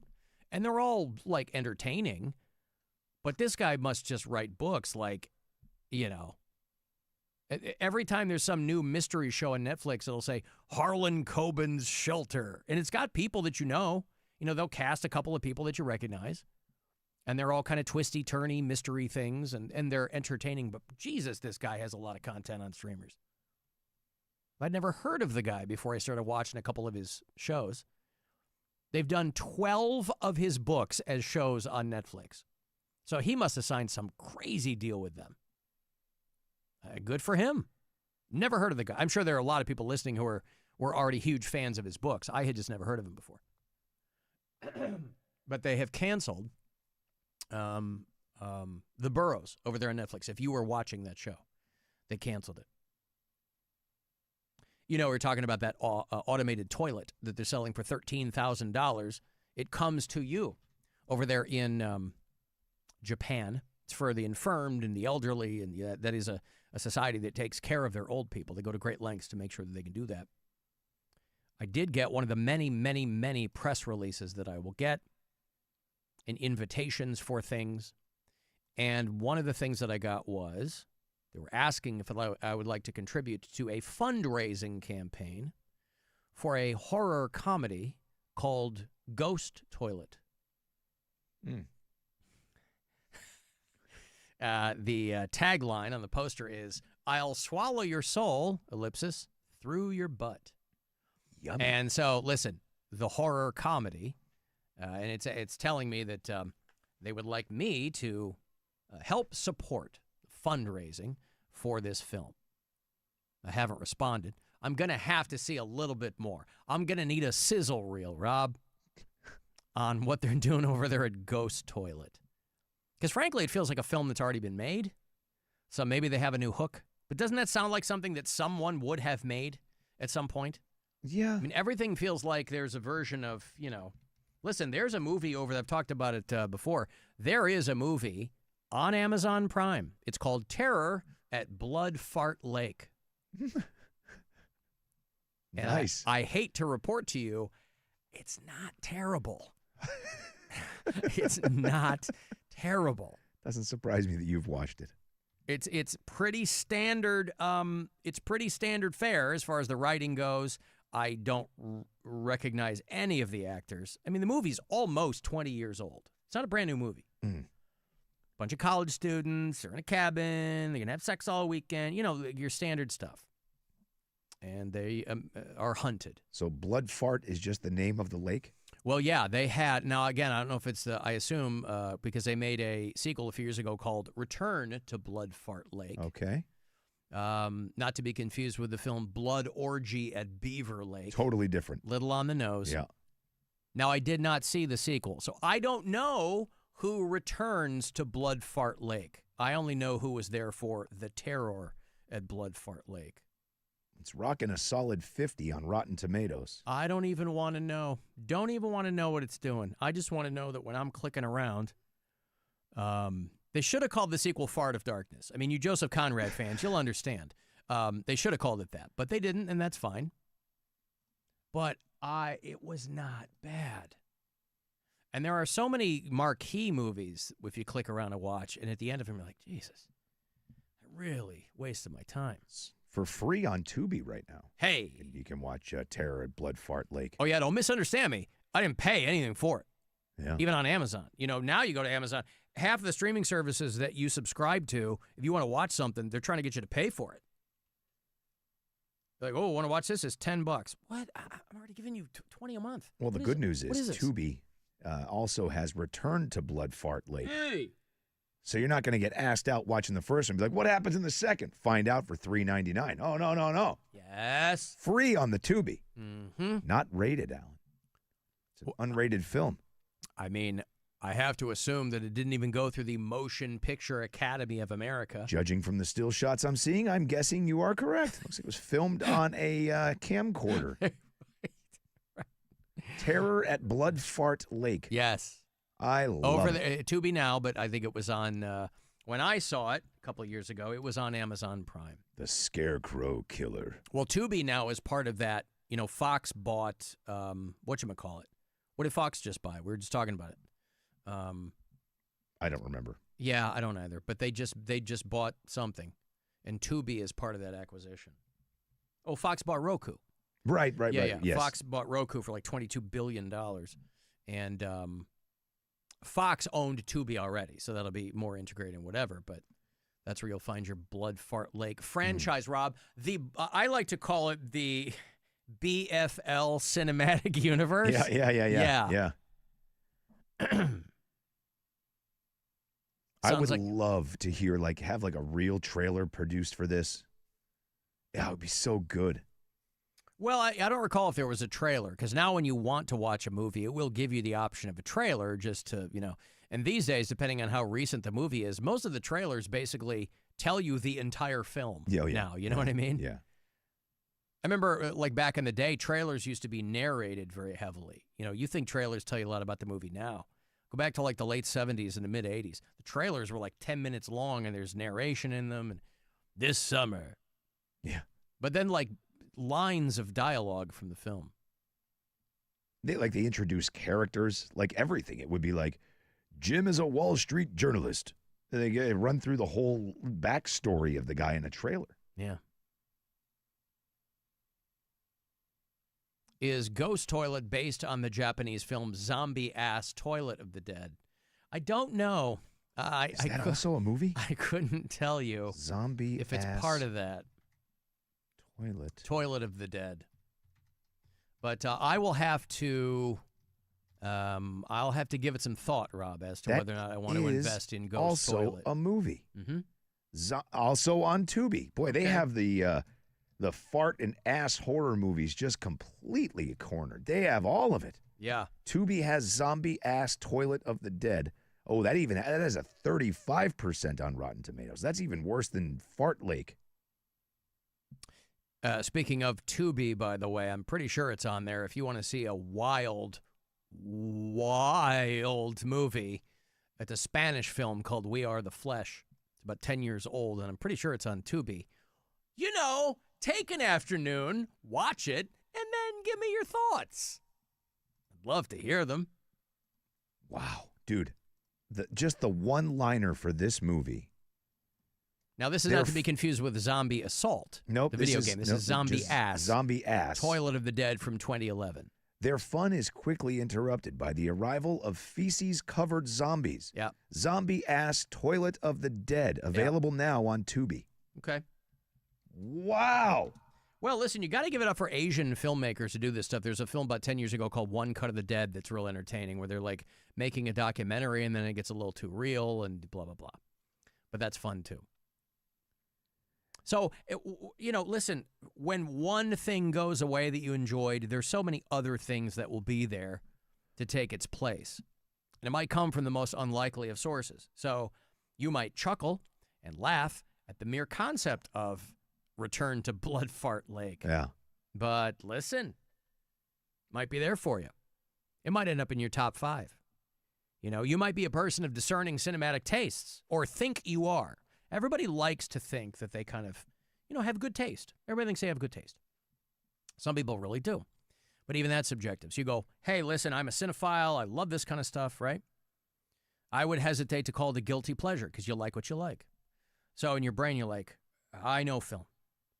Citizen Kane, Jurassic Park, Schindler's List, right? Return to Blood Fart Lake. You got to have a wild card in there. Yeah, uh-huh. And so check it out for yourself.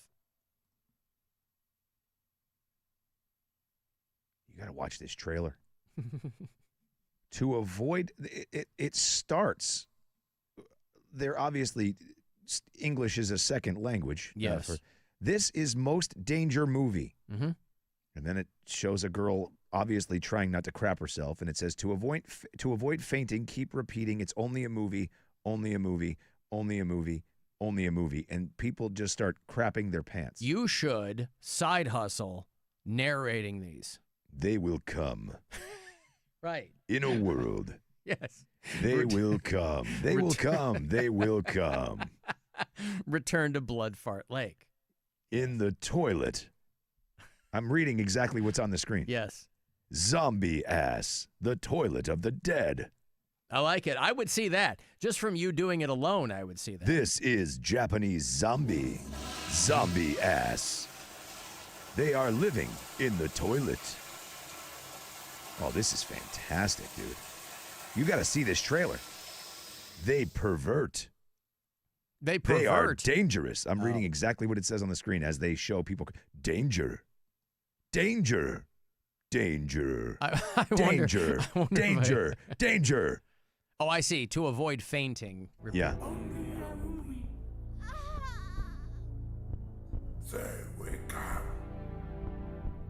Subtitles are in French. There we go.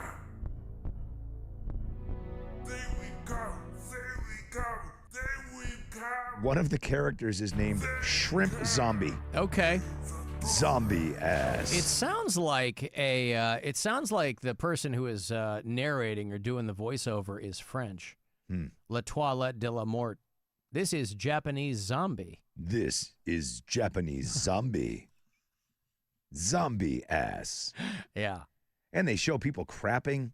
Hey, listen, there's something for everybody. Yeah. In the toilet. Because what has been the standard fare for zombie material? They're not dead. They're walking around. We're coming to get you, Barbara. Black and white back in the day with George Romero. Flash forward to when they're running around your World War Z and your 28 Days Later and that stuff. Walking Dead, very popular show. Talk about outstaying your welcome. Oh, my God. However, that's kind of what we've been subjected to. That's kind of as broad as our knowledge has gotten of the zombie genre. But now you go, well, why can't they be covered in poop? Why can't they? And they can. Just because it, listen, low-hanging fruit is still fruit. Well, they're just rising out of what appears to be outhouses. Mm-hmm. You got pretty little Japanese women taking dumps onto zombie-ass zombies. Yeah. Asian filmmakers these days are basically just making either those movies or doing Train to Busan, or they're making movies like The Raid, where it's just there's a guy in a tower and he's fighting off bad guys and everyone's getting chopped up and murdered and there's bullets and, a lot of CGI blood being thrown around. I've got to take a break. I think we covered a lot of good ground there, Rob. We've given a lot of cinephiles out there a lot to think about. Yep. Between Zombie Ass and Return to Blood Fart Lake. Yep. I think, let's see, if you're out there trying to get your MFA, this might be something to zero in on. We might have just given you a fantastic suggestion for your senior thesis. I'm going to watch thesis. I'm going to watch Zombie Ass, I think. Mm-hmm. Maybe my first one, my dabble in. Then maybe I'll get into Fart Lake later. But you'll be hooked. I'm going to start with Zombie Ass. Work your way up to Terror at Blood Fart Lake. Danger. They will come. They will come. Yeah. All right, I'm going to break 35192. You want to send a text. You can watch the show on our YouTube channel. Listen on the iHeartRadio app. This is the Alan Cox Show on 100.7 WMMS. We got stuff. You want stuff. Win stuff. This week at WMMS.com. Register to win a pair of tickets to see 21 Pilots at Ohio Stadium in Columbus with support from Death Cab for Cutie on Saturday, October 17th. Open WMMS on the iHeartRadio app, click the contest tab to register and get more info. Air conditioner not keeping up? Just call sales! Just call sales! Hey, it's Crystal for Hyundai of Bedford. Lease a new 2026 Hyundai Elantra SE for just $229 a month for a 2-year lease with just $229 down. Get a sporty new ride with a low payment without a ton of cash up front. Plus, you're covered for the long haul. Every new Hyundai comes with owner assurance and America's best warranty. 10-year, 100,000-mile powertrain coverage. Visit them on the Bedford Auto Mile or at HyundaiofBedford.com. With approved credit plus tax, title, and registration fees. 7,500 miles per year ends 7/6. If you dread dealing with your insurance company more than you dread yard work, in 90-degree weather, wow, it is a scorcher out there today. With a swarm of hungry mosquitoes buzzing around, then you might have Insuranoia. And if you have Insuranoia, then you should get NJM. They go to great lengths to do what's best for their policyholders. No jingles or mascots, just great insurance. NJM. You said you wanted nuggets, and Mr. Chicken's got them. You can get a chicken nuggets meal with small fries and a medium drink for only $5. Or you can get just nuggets starting at $1.99. Mr. Chicken, bringing you chicken nuggets. Come try them today. A large one-topping pizza for $5 from Speedy Cafe? Yeah, you're not cooking tonight. Think about it. No dishes, no prep time, no cleanup. Just your favorite topping with a blend of 3 cheeses melted to perfection. Save time and money. Stop by Speedy Cafe for a $5 large one-topping pizza. Valid through 8/25/2026, plus tax where applicable. 2026 7-Eleven, Inc., all rights reserved. This is the story of the one who keeps multiple buildings running smoothly day after day. Plumbing that flows, HVAC that hums, cleaning supplies that keep surfaces sparkling. That's why she counts on Grainger. With easy reordering online and 24/7 support, Grainger helps her keep the products she needs on hand. So shelves stay stocked and buildings stay ready. Call 1-800-GRAINGER, click Grainger.com, or just stop by. Grainger, for the ones who get it done. It's summertime, and the heat is on, with backyard parties, grilling galore, Sunburn City. Ouch. Keep your cool with Coit. We'll take the heat off with deep cleaning for your outdoor concrete, natural stone, patio furniture, and more. So bring it on, summer, and bring in the pros at Coit for a like-new clean with guaranteed results. Get 30% off any outdoor cleaning service. Call 800-4COIT or visit Coit.com today. Hey, it's Alan with Rich Klaben at the Klaben Auto Stores. Rich, are you talking about employee pricing for everyone? That's right, Alan. You pay what we pay on a great selection of new Fords. So what's an example? 2026 F-150 Super Crew 4x4, America's best-selling truck. Lease for only $598 a month, 36 months, no security deposit, only $598 to its signing. Always simple and straightforward. Experience the difference at Klaben. We all have someone we love, like the favorite lyric in our favorite song. You can't imagine life without them. So tell them today, I love you. Get screened. It could help save their life. Visit cancer.org/getscreened to learn more. Well, Lorenzo, the pitch looked good. Yeah, so green. USA keeper was decent enough. Didn't have much to do. 99 minutes. Not a single goal. Well, Bet365 sure came through, though. I bet $10 and get $365 in bonus bets just for signing up. At least someone scored. Bet365. Winning is everything. Gambling problem? Call 1-800-MY-RESET. 21 plus only. Must be physically located in Ohio. T's and C's apply. In-app only. Transform your home in one weekend and save big money at Menards. Protect and enjoy your outdoor living space with Thompson's semi-transparent wood sealer. It maintains wood's natural color and provides durable year-round protection from water and sun damage in just one coat. Save big money on Thompson's water seal products. Our knowledgeable team is ready to help bring your dreams to life, 1 gallon at a time. Stop by your local Menards today. Save big money at Menards.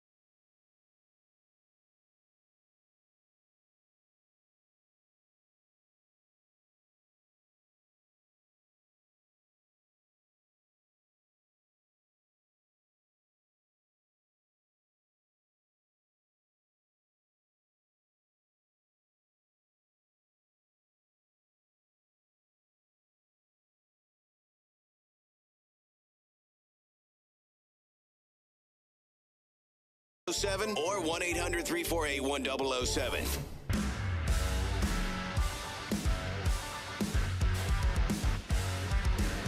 2-2 Guardians Brewers, middle of the 6th.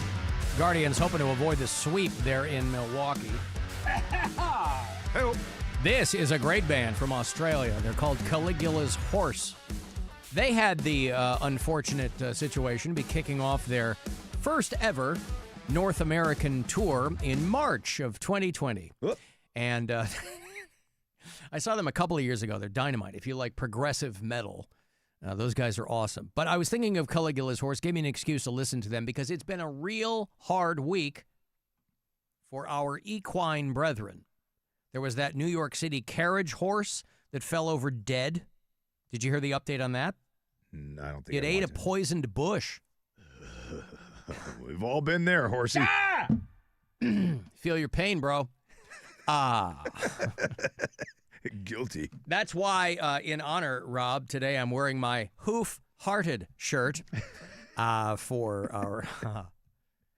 But also, did you see the footage? A kid or a guy, a runaway carriage horse. The carriage horse industry is not getting very good press this week. There was the horse that died. More on that in a second. And then a guy who was thrown from the carriage and subsequently died from his injuries. A runaway horse, one of these carriage horses in Central Park, off there in the distance. The rider, or the coachman or whatever, he hops off the horse once it gets going. You see the dude fall out of the carriage, and he ends up dying from his injuries at a New York hospital. But the thing is just taken off. No, who knows what happened there. An 18-year-old guy critically hurt and subsequently died. That sucks. You're with your family in one of these, horse and buggy type situations. I guess the driver had stepped out of the carriage, and the horse took off. And with nobody to slow it down or get it to whoa, it eventually crashed into another carriage near Tavern on the Green, if you've ever been there on West 67th. Sure have. It tipped the carriage over onto its side. The 18-year-old kid fell out, hit his head against the pavement. Jesus. They took him to a nearby hospital. He was already in critical condition. He has subsequently died from those injuries there. But a bad week for carriage horses. And then, of course, what you hear is all of the people who don't think that should be a thing in the first place. You know, there's horse and carriage in a lot of major cities. You know, they're right downtown in Chicago. We have them near the water tower place there. And I'd never seen anything like that. But there are a lot of situations in which I think that animal rights people are on the right track. I don't know that this is one of them. I figure that the horses are probably being taken care of pretty well. You know, they stable them in the city and they feed them and they I was going to say clothe them. You know, they take care of them. Horses are beasts of burden. You know, we're not cultivating them for their meat in this country. Even though, Rob, yum, horse is delicious. I'm not going to tell you try it, baby. I'm not going to tell you try it. Horse is chef's kiss. So when people are like, we shouldn't even have this, it's like, well, you might be right, but this is not, they're going 4 miles an hour. You know, and I could see making the case for like getting rid of horse racing, like they got rid of dog racing, because it can be, you know, very deleterious to the animal's health and well-being and all that kind of stuff. But a carriage horse, this might just be another example of nature trying to reclaim its place, Rob. Slowly rebelling against the human race. But that horse that just plopped over sideways, we showed you that video earlier in the week, it wasn't heat-related. I thought that, because I was like, well, it's not 110 degrees in New York. It ate, while it was standing there, it was munching on a bush that ended up being a poisonous plant. And misguided. This would be enough to kill a horse. A mouthful of U-plant needles is what's believed to have caused a 16-year-old carriage horse to go into cardiac arrest last week and die during an evening ride with passengers. You ever heard of the Japanese yew plant? Y-E-W? I guess it's just growing wild there or something, and this horse took a big old bite. This is enough to kill a horse. Literally. You know when your parents would say that when you were coming up? It just looks like a Christmas tree. Yeah, it's got the crazy. needles and the, What are those called? Conifers? Is that what those kinds of trees are called? I believe so, yes. And it munched on a bush. That according to a necropsy done by Cornell's veterinary school. Dennis was with us for 10 years. He was not just a horse to us. The horse's owner says course, he's devastated by the of animal's course. death and the allegations that followed. Many people blaming us before knowing the truth. People shout us, called us horse killer. Why did Cornell do the necropsy on this animal? Cornell? They got veterinarians in the city. Oh, maybe it's Cornell in Manhattan or something. I mean, they're up in Ithaca, the main campus. I guess it doesn't. A horse is a horse, of course, and no one can talk to a horse, of course, unless, of course, the name of the horse is the famous Mr. Ed. What was the horse's name again? This guy was Denise. Denise, yeah. This guy was the owner of the horse. I guess I thought, you know, how taxi cab in a lot of cities, you can lease your taxi until you can buy a taxi, right? You get your badge. And I guess I thought that the carriage horse people were also leasing them from the city. Maybe they are doing the same until because this guy owned the horse and the carriage. I like the lady in the hat, though. Yeah. Who held up the baggie. This is enough to kill a horse. He's devastated by the animal's death and the allegations that followed. Many people blaming us before knowing the truth. People shout us, called us horse killer, and embarrassed us in front of our customer. Activists increased their Called us horse killer. I mean, you can be called worse things than horse killer.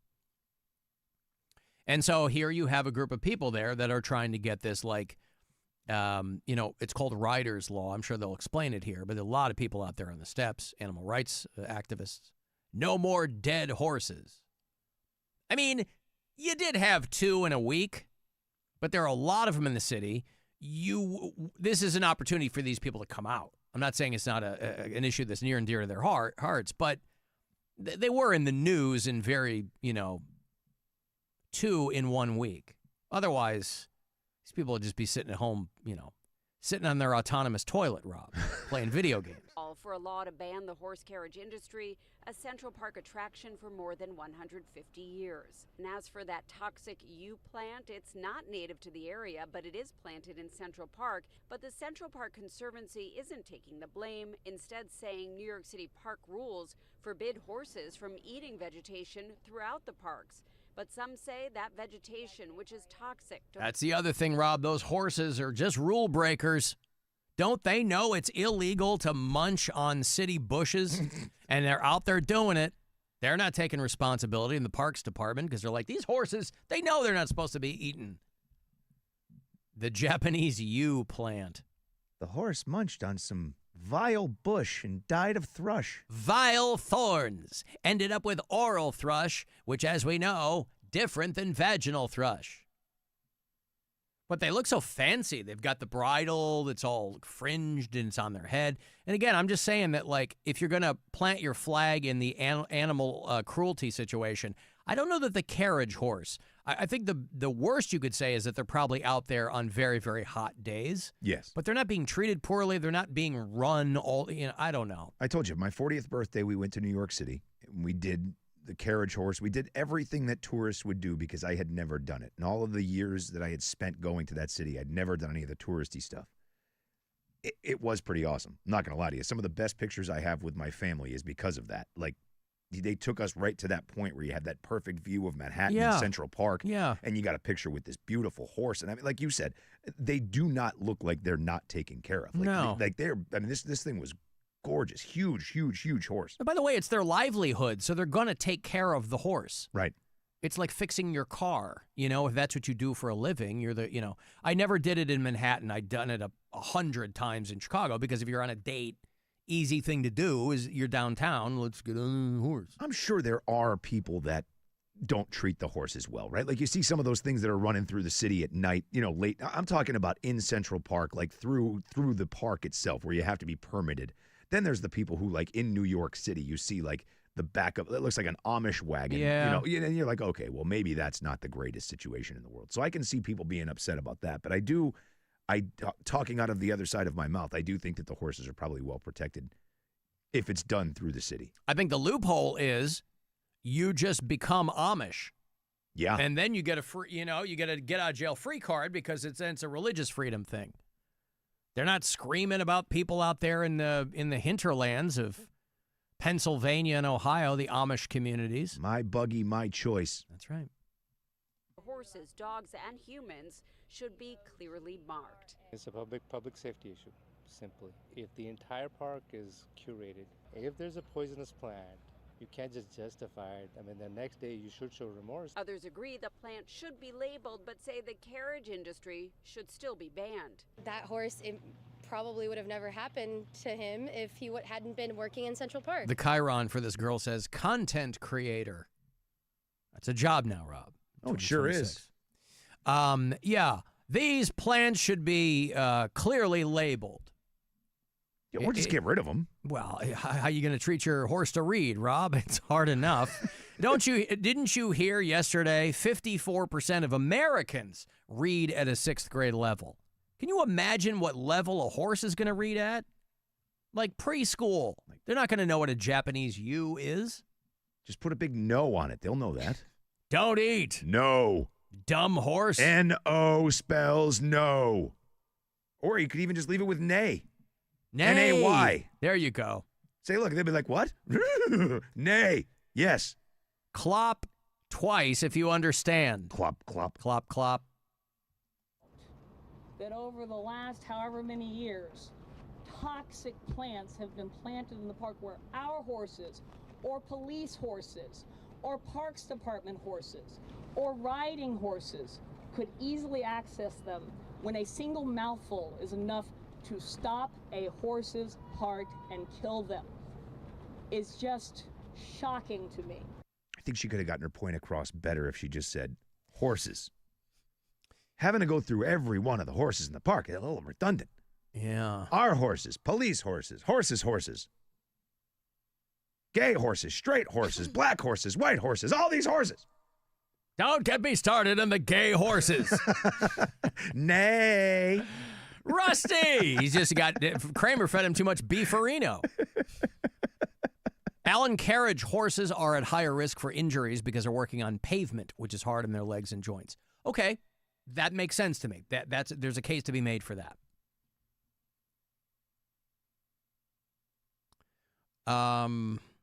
Michael Douglas is so far the only human to survive, Rob, eating that much bush. All right. Hey, you know who else died? And this is a bummer for me because I knew the guy quite well. Tom Dreesen, who was a longtime comedian. He was famous back in the day for a couple of reasons. He was famous because he would open for Frank Sinatra. He was his go-to guy. He was a Chicago comedian. I met him when I was just getting up on stage. I had just gotten into radio. I had been doing stand-up for a couple of years. But I really didn't know much about anything, so I met Tom through the show I was working for. He was a guest with some frequency because he's like a local legend, and not just local. He was a Chicago guy, but he was very, very well known because he had gone out. He had done all the shows back in the day. He was just on Byron Allen's show the other night. You know that Comics Unleashed? Yeah. That they replaced Colbert with because Byron Allen is paying them to be on television. The show had been on for a long time. He just had Tom Dreesen on the other night. Letterman loved him back in the day. Letterman couldn't get enough Tom Dreesen. He was also famous for, you know who Tim Reed is? No. He was Venus Flytrap on WKRP in Cincinnati. Okay. And he was on Sister Sister. Tim Reed has been a pretty well-known actor for a long, long time, but he began as one half of the first interracial comedy duo, and it was Tim and Tom. It was Tom Dreesen, and it was Tim Reed, back in the day when nobody was doing that. So they were on the map for that. They had the first interracial comedy duo, and Tom Dreesen died. He was 86, died the other night, and I didn't know anything about anything, and Tom Dreesen could not have been nicer to me. He was nice to me when he would come in to do the show, and he would chat me up, and I was nobody. And I told him, I said, I started doing stand-up when I was a sophomore in college. And I got my first, like, working on a radio show when I was 20, So I'd been doing stand-up for maybe a year and a half. And I would see him, I told him I was doing that, and I would occasionally run into him in the clubs. Because back then, you could work every single night in a different club. There aren't as many clubs now in Chicago, but 30 years ago, every night of the week you could work. And I did. And he just could not have been nicer to me. But he got really, really famous back in the day because Frank Sinatra loved him and would take him out. He'd be doing arenas opening for Frank Sinatra. When I opened for Frank Sinatra, I'm going out in front of 20,000 people in these arenas, and now I've got to get their attention. Theater goes dark, and the orchestra in the pit, ba, ba, da, da, ba. People think Frank is coming out. They're going, oh, ladies and gentlemen, the Comedy Cyber Show, Tom Dreesen, and you hear, oh. So I didn't walk out and do my first joke. I walked out and I'd say, how many of you out there thought Frank Sinatra was coming out? Applaud. They applaud. Say, I know just how you feel. I'm a little bit disappointed myself. Mm-hmm. So, back in the day when you would have a big musical act, they would have a comedian open. There's a lot of older comedians where that's how they got started, like Jerry Seinfeld and, Bill Maher. We've talked to Bill Maher over the years. He would open for Diana Ross. And nobody was ever happy to see you because they wanted to see the musical act. So you really paid your dues. You're talking to a lot of people, obviously, but nobody wanted to see you. So that was a real test of comics back in the old days because you'd have to get that crowd in the palm of your hand after them being disappointed. He's not kidding there, being disappointed to see you. So Tom would go out with like Liza Minnelli and Gladys Knight. He was opening for all those musical acts, but he would still do clubs. But Sinatra loved him, and he was his main guy. So like 14, 15 years, he was Sinatra's opener. And I just remember back in the day, Letterman loved him too. He had him on all the time. But I remember meeting him when I first got into radio, and I'd only been doing stand-up about a year and a half, and he was a big deal, man, and he didn't have to talk to anybody he didn't want to. He just could not have been nicer. I was talking to our friend Erica Rhodes, who was here a couple of weeks ago, and she was kind of talking about the same thing, how Tom Dreesen was always super sweet to her. And he could not have been nicer to me back in the day. But Tom Dreesen died, 86 years old. Rip. Rip Tom Dreesen. Hey, want to go to a Guardians game? How about that? Guardians against who? The Tejas Rangers? I think that's who they're playing. It's going to be the next homestand because they're on the road for a minute. So, Guardians, I will have 4 tickets here for you. June 30th. It's not far off. At Progressive Field, tickets for all home games are on sale now. Have that MLB Ballpark app, and it makes things easier. 4 tickets, Guardians Rangers, Tuesday night, the 30th, about a week and a half away at Progressive Field. Good luck, caller 10-216-578-1007 or 800-348-1007. This is the Alan Cox Show. Everywhere on our free iHeartRadio app or whatever smart device you have. Just tell it to play the Alan Cox Show on iHeartRadio. Our iHeartRadio Music Festival presented by Capital One is coming back to Las Vegas. September 18th and 19th at T-Mobile Arena. Streaming live on Disney Plus and Hulu. And you can be there for a weekend full of superstar performances. BTS. Benz and Boone. Cardi B. Goo Goo Dolls. Kenny Chesney. Lainey Wilson. Major Lazer. Muse.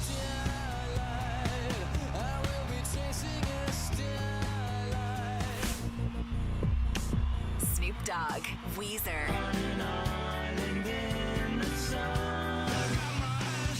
Zara Larsson, and more.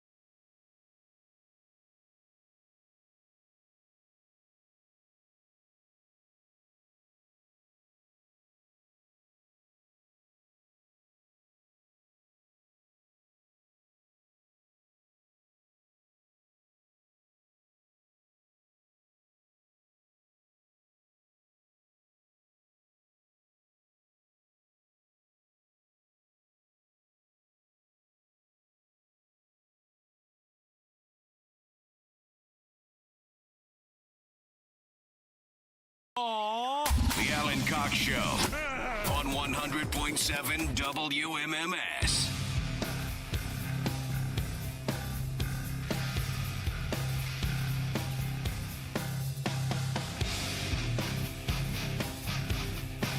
Two 216-578-1007 or 800-348-1007.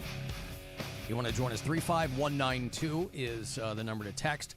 I will have another keyword for you. It'll be the last one today to give you a slice of this $250K we're giving away this summer. $2,500 for each one of these keywords. 5:30. I will have that for you. A little over an hour. That'll be the last one you'll get today. And then you'll start getting them again tomorrow morning with RMG. I think they have one, Dan has one, and then we have the last two of the day. But each one of them through the 4th, by the way. So we'll do it next week. We'll do it the week after that. So plenty of chances for you to win that money. Guardians Brewers. Guardians have pulled ahead in the bottom of the 7th. They are hoping to avoid the sweep. Brewers took the first 2 games there pretty decisively, too. Brewers are a good team this season. They got a handful of wins north of the Guardians. 4-2 Cleveland right now. Guardians will head down to Texas to play the Rangers, the Astros. They're coming home to play the Rangers, but they'll play the Astros in Houston.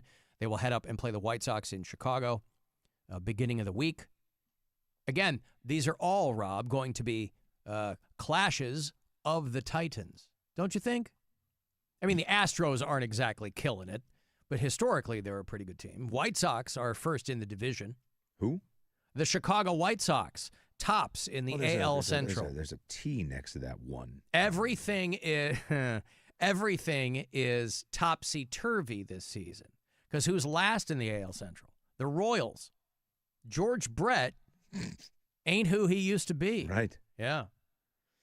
So that's your Cleveland Guardians in the near future.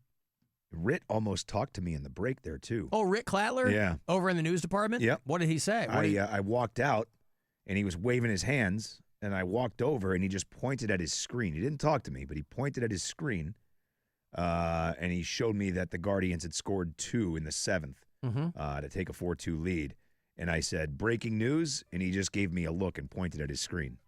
So I don't know where we stand, but, I mean, at least he acknowledged the fact that I was there, and he wanted me to report it. But he wasn't exchanging pleasantries with you or He didn't say a anything word like that. nothing. Wow. No, he waved, I looked, and he gave me like the, hey, come here finger.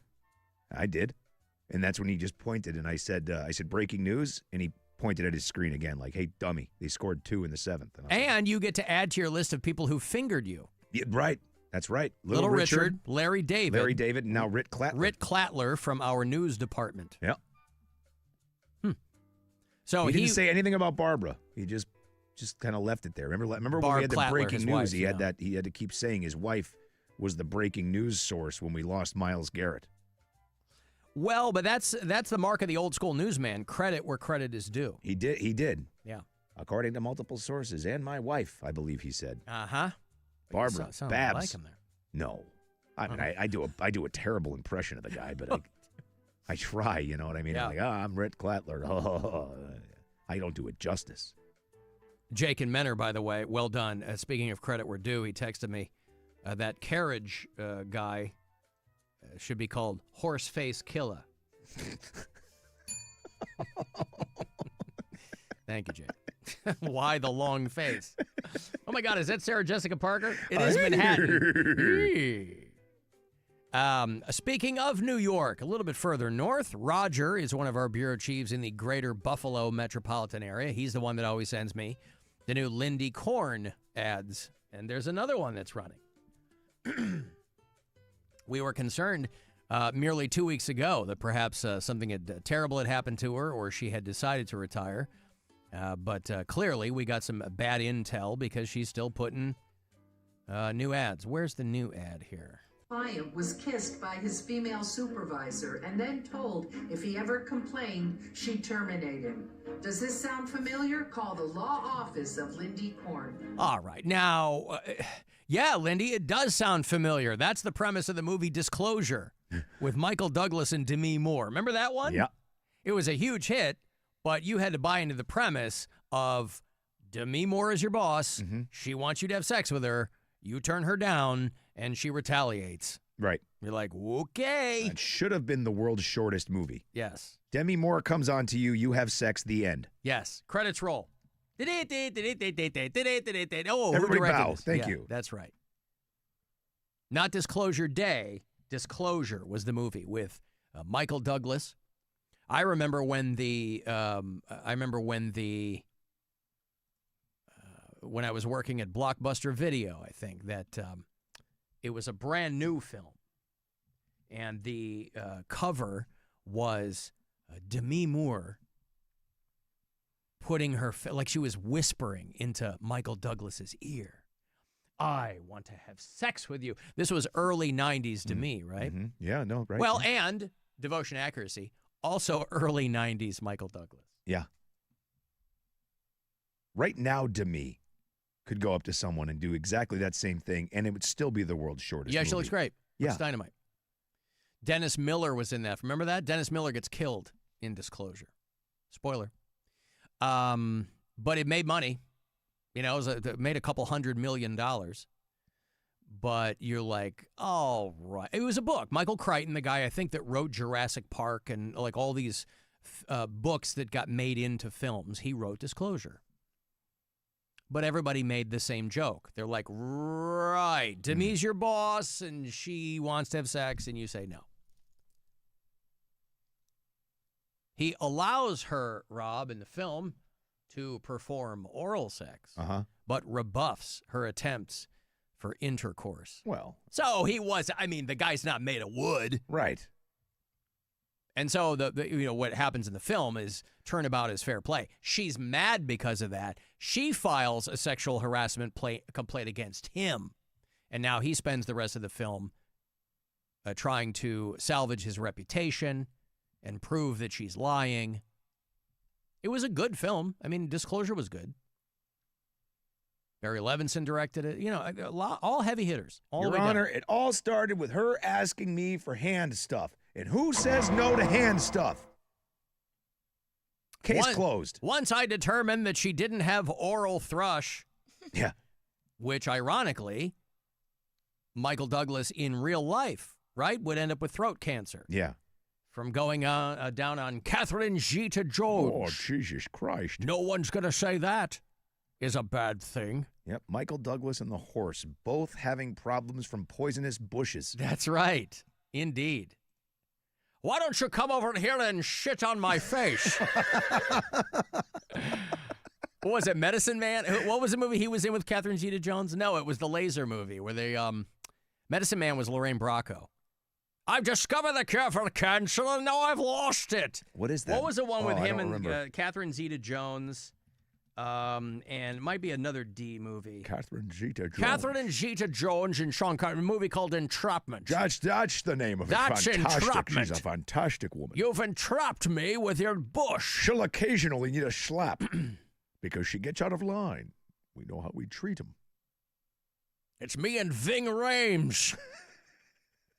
He'll shit anywhere I tell him to shit. Hey, you! Shit over there. Shit over there. Now. Catherine Zeta-Jones. And he does it. Come over here and jump under these lasers. We shot for hours and hours just chatting. Get in a bodysuit and let's get under these lasers. Anywho, if Catherine Zeta-Jones.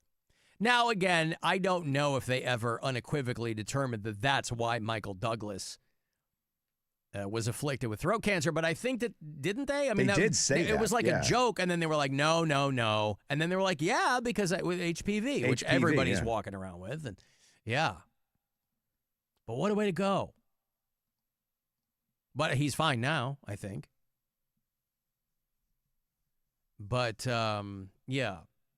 Lindy Korn, her boss, his boss, said he'd be fired. Client was kissed by his female supervisor and then told if he ever complained, she'd terminate him.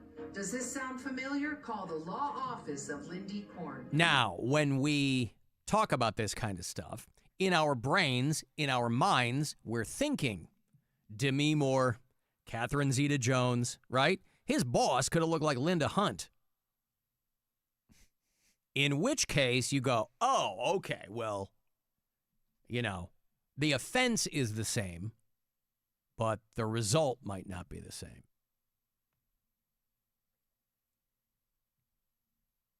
Alan, remember, he gets off the hook in the book of disclosure because of a voicemail, and it takes place in the 80s at a hard drive company. Yeah, like in the film, they're working at some tech firm or something like that, and that's when you could get people with old school analog media. Catherine Zeta-Jones. So I know Jess has been having problems in her studio. Our phones are operational, though, right? You've been getting winners and stuff? I've been getting them. You've been getting the winners, Rob's yeah. been doing it. Yeah. Yeah, I don't know if it's working or not now. I don't know. Okay. Well, I'm looks told like they're not in to my have computer again, so. I'm told not to have the program open because that causes problems. But then I'm told to answer the phone. So so it's only because people are asking me why they can't get through, and I'm like, I have no idea. Well, try calling. If somebody tries calling right now, I would imagine it's going to ring, right? Like we're going to. I mean, it rings, but then I can't answer. Well, it. you can't, but we could. There we go. Hello, who's this? Hello, hi, who's this? My name is Brian in Tucson. Brian in Tucson. Okay, so Brian in Tucson can. He was able to get through. Look at that. There you go. This better be a good one, Brian. All right. I called you guys I think it was like 2 weeks ago. Oh, good for you. Yeah, what'd you call us about then? I called, I think we were talking about, you know what, it doesn't even matter. I'm leaving to Atlanta tomorrow, and I was wondering. Yeah. Have you guys ever been to Atlanta? I have. Many I love times. Atlanta. Yeah, Atlanta's awesome. Hot Atlanta, baby. Just I love don't Atlanta. drive anywhere. Nope. So am I going to want to Uber everywhere around? I mean, you'll still be in a You're car. still in traffic. You'll still be in traffic. Yeah, we're being cheeky. You have to drive to get around. It's just you'll sit in 7 lanes of traffic that aren't going anywhere. So yeah. They also have Legoland out there, and I guess like Six Flags. I've never been to Atlanta. Okay. Well, are you taking children? I am taking 3 of my boys. Oh, okay, yeah. 23, 21, and 16. The 16-year-old can't go into Magic City, so I don't know what to tell him. Why not? I mean, is it fully nude or? Oh, you like, mean the strip? Oh, the strip club. restaurant? I had Legoland on the brain. Magic City, the strip club. Yeah, no, he can't go in there. Magic Wait, City. you're going to have 3 of your the other 2 are going to go with their dad to a nudie bar? You're going to have 3 of your kids with you in Atlanta, and you're trying to figure out how to get into the strip club? Well, I mean, isn't Magic City like infamous for being like the famous wings in Atlanta? Yeah, but you're not going there for the wings, Brian, right? Well, people do. You could always take them to go, Brian, to make it easy on everybody. I was going to say, I hate to tell you, it's Atlanta, so you could go on the street corner of a bodega, and they're going to have the best wings you've ever had in your life. So ain't nobody going to Magic City just for the wings. You're going for the flaps. Guess I'm going for the flaps. The breasts. Yeah. No, obviously Magic City is like the place in Atlanta, but you can go to another spot that's, if you don't mind, like C-section scars and bullet holes and stuff like that. It'd be fine. Well, I think Charlie just went and said the wings were trash. Like it's all hype. Yeah, he did just go. That's how they get you in there. He said That's how they get you in. But he talked about it being. He sent me some pictures of them, just pure trash. Now I'm staying downtown. Should I be worried? No. It's a world-class city. I mean, Atlanta's a world-class city. It's fantastic. It'll just take you a while to get anywhere. Where are you staying? Like Peachtree or down? You're staying downtown? Where are you staying? I am staying off of I think it's Buckhead. Yeah. Okay. You'll be fine. Peach and Buckhead. Yeah, you're not gonna Just have problems in Buckhead. Trust your gut. If you're in an area that doesn't feel right late at night, don't be in that area. But it's like any other city. It's a world-class city. It's great there. Well, I lived in Phoenix for like 8 months, and like Phoenix is rough. Phoenix blows. Phoenix is like a mall trying to be a city. There's no vibe in Phoenix. It's like Orlando. And there's just asphalt everywhere. Yeah. Well, that's true. You'll find that in Atlanta, too. They just might be better dressed. And Cleveland and Boston and New York. They're everywhere, my friend. Everywhere. They're multiplying. All right, By listen. the minute. Good luck, Brian, okay? Hey, thank you, guys. Thank you. There's Brian in Tucson, Arizona. Tucson, Arizona. And he's going to Atlanta. with his 3 boys, and he's trying to figure out how to scam that trip to Magic City. That still feels weird to me. I feel like Magic City's more on the map for like hip-hop dudes. Like they break musical artists more than the friggin' strippers anymore. But do you ever, even if it's for wings, do you ever want to go to a strip club with your dad? I'm not a strip club guy. I'm not just either. by myself. I don't, you know. Man, I surely don't ever want to go with my father. No. The offshoot, we both get erections at the same time? That's what I mean. Like, even guys that go with their friends, hey, you want to go? If you said to your friends, hey, you guys want to go out and all get boners together? Yeah. They would say, what are you talking about? But there's dudes walking into strip clubs. And God bless the ladies who were working, because they're working hard. It was just never my vibe. Literally, the last time I was in a strip club, it was like with a female friend who really liked strip clubs. Yeah. And she was like, we should go in here. I'm like, okay. But I didn't care. I haven't been to one in, not since I've been to Ohio. The last time I was at one, I worked a gig for the rock station in Providence, a place called the Foxy Lady in Providence. And we had an event there called Legs and Eggs. It was for the third shift employees. They would do it all the time. Still goes on to this day. Yeah. It was actually started by the overnight guy that everybody's familiar with because he died in the station nightclub fire. Oh, right. That was his gig, was Legs and Eggs, and he would host it. I think it was every Thursday morning. It was as everybody was getting off of work, they'd pop into the Foxy, and he'd be there doing breakfast gigs. Wow. But yeah, that was the last time I was in one, and I don't know if they've just gotten grosser as I've gotten older or if it's just not my bag. But, man, I am not in any hurry to get back to one. Yeah, I mean, it's if you go in and you can kind of take it in the spirit in which, you know, you can have a fine time. But, like, the dudes who are there and are, like, falling in love and, you know, paying $100 to get some girl to grind on you and you can't touch them. Like, oh, God. It's just not for me. It all ended for me when I worked at one. That was the beginning, middle, and end of everything I think about strip clubs. Rob wrote a book about it. Behind the Meat Curtains. Yep. Help. Yep. Uh-huh. Alan Cox Show on your social media accounts.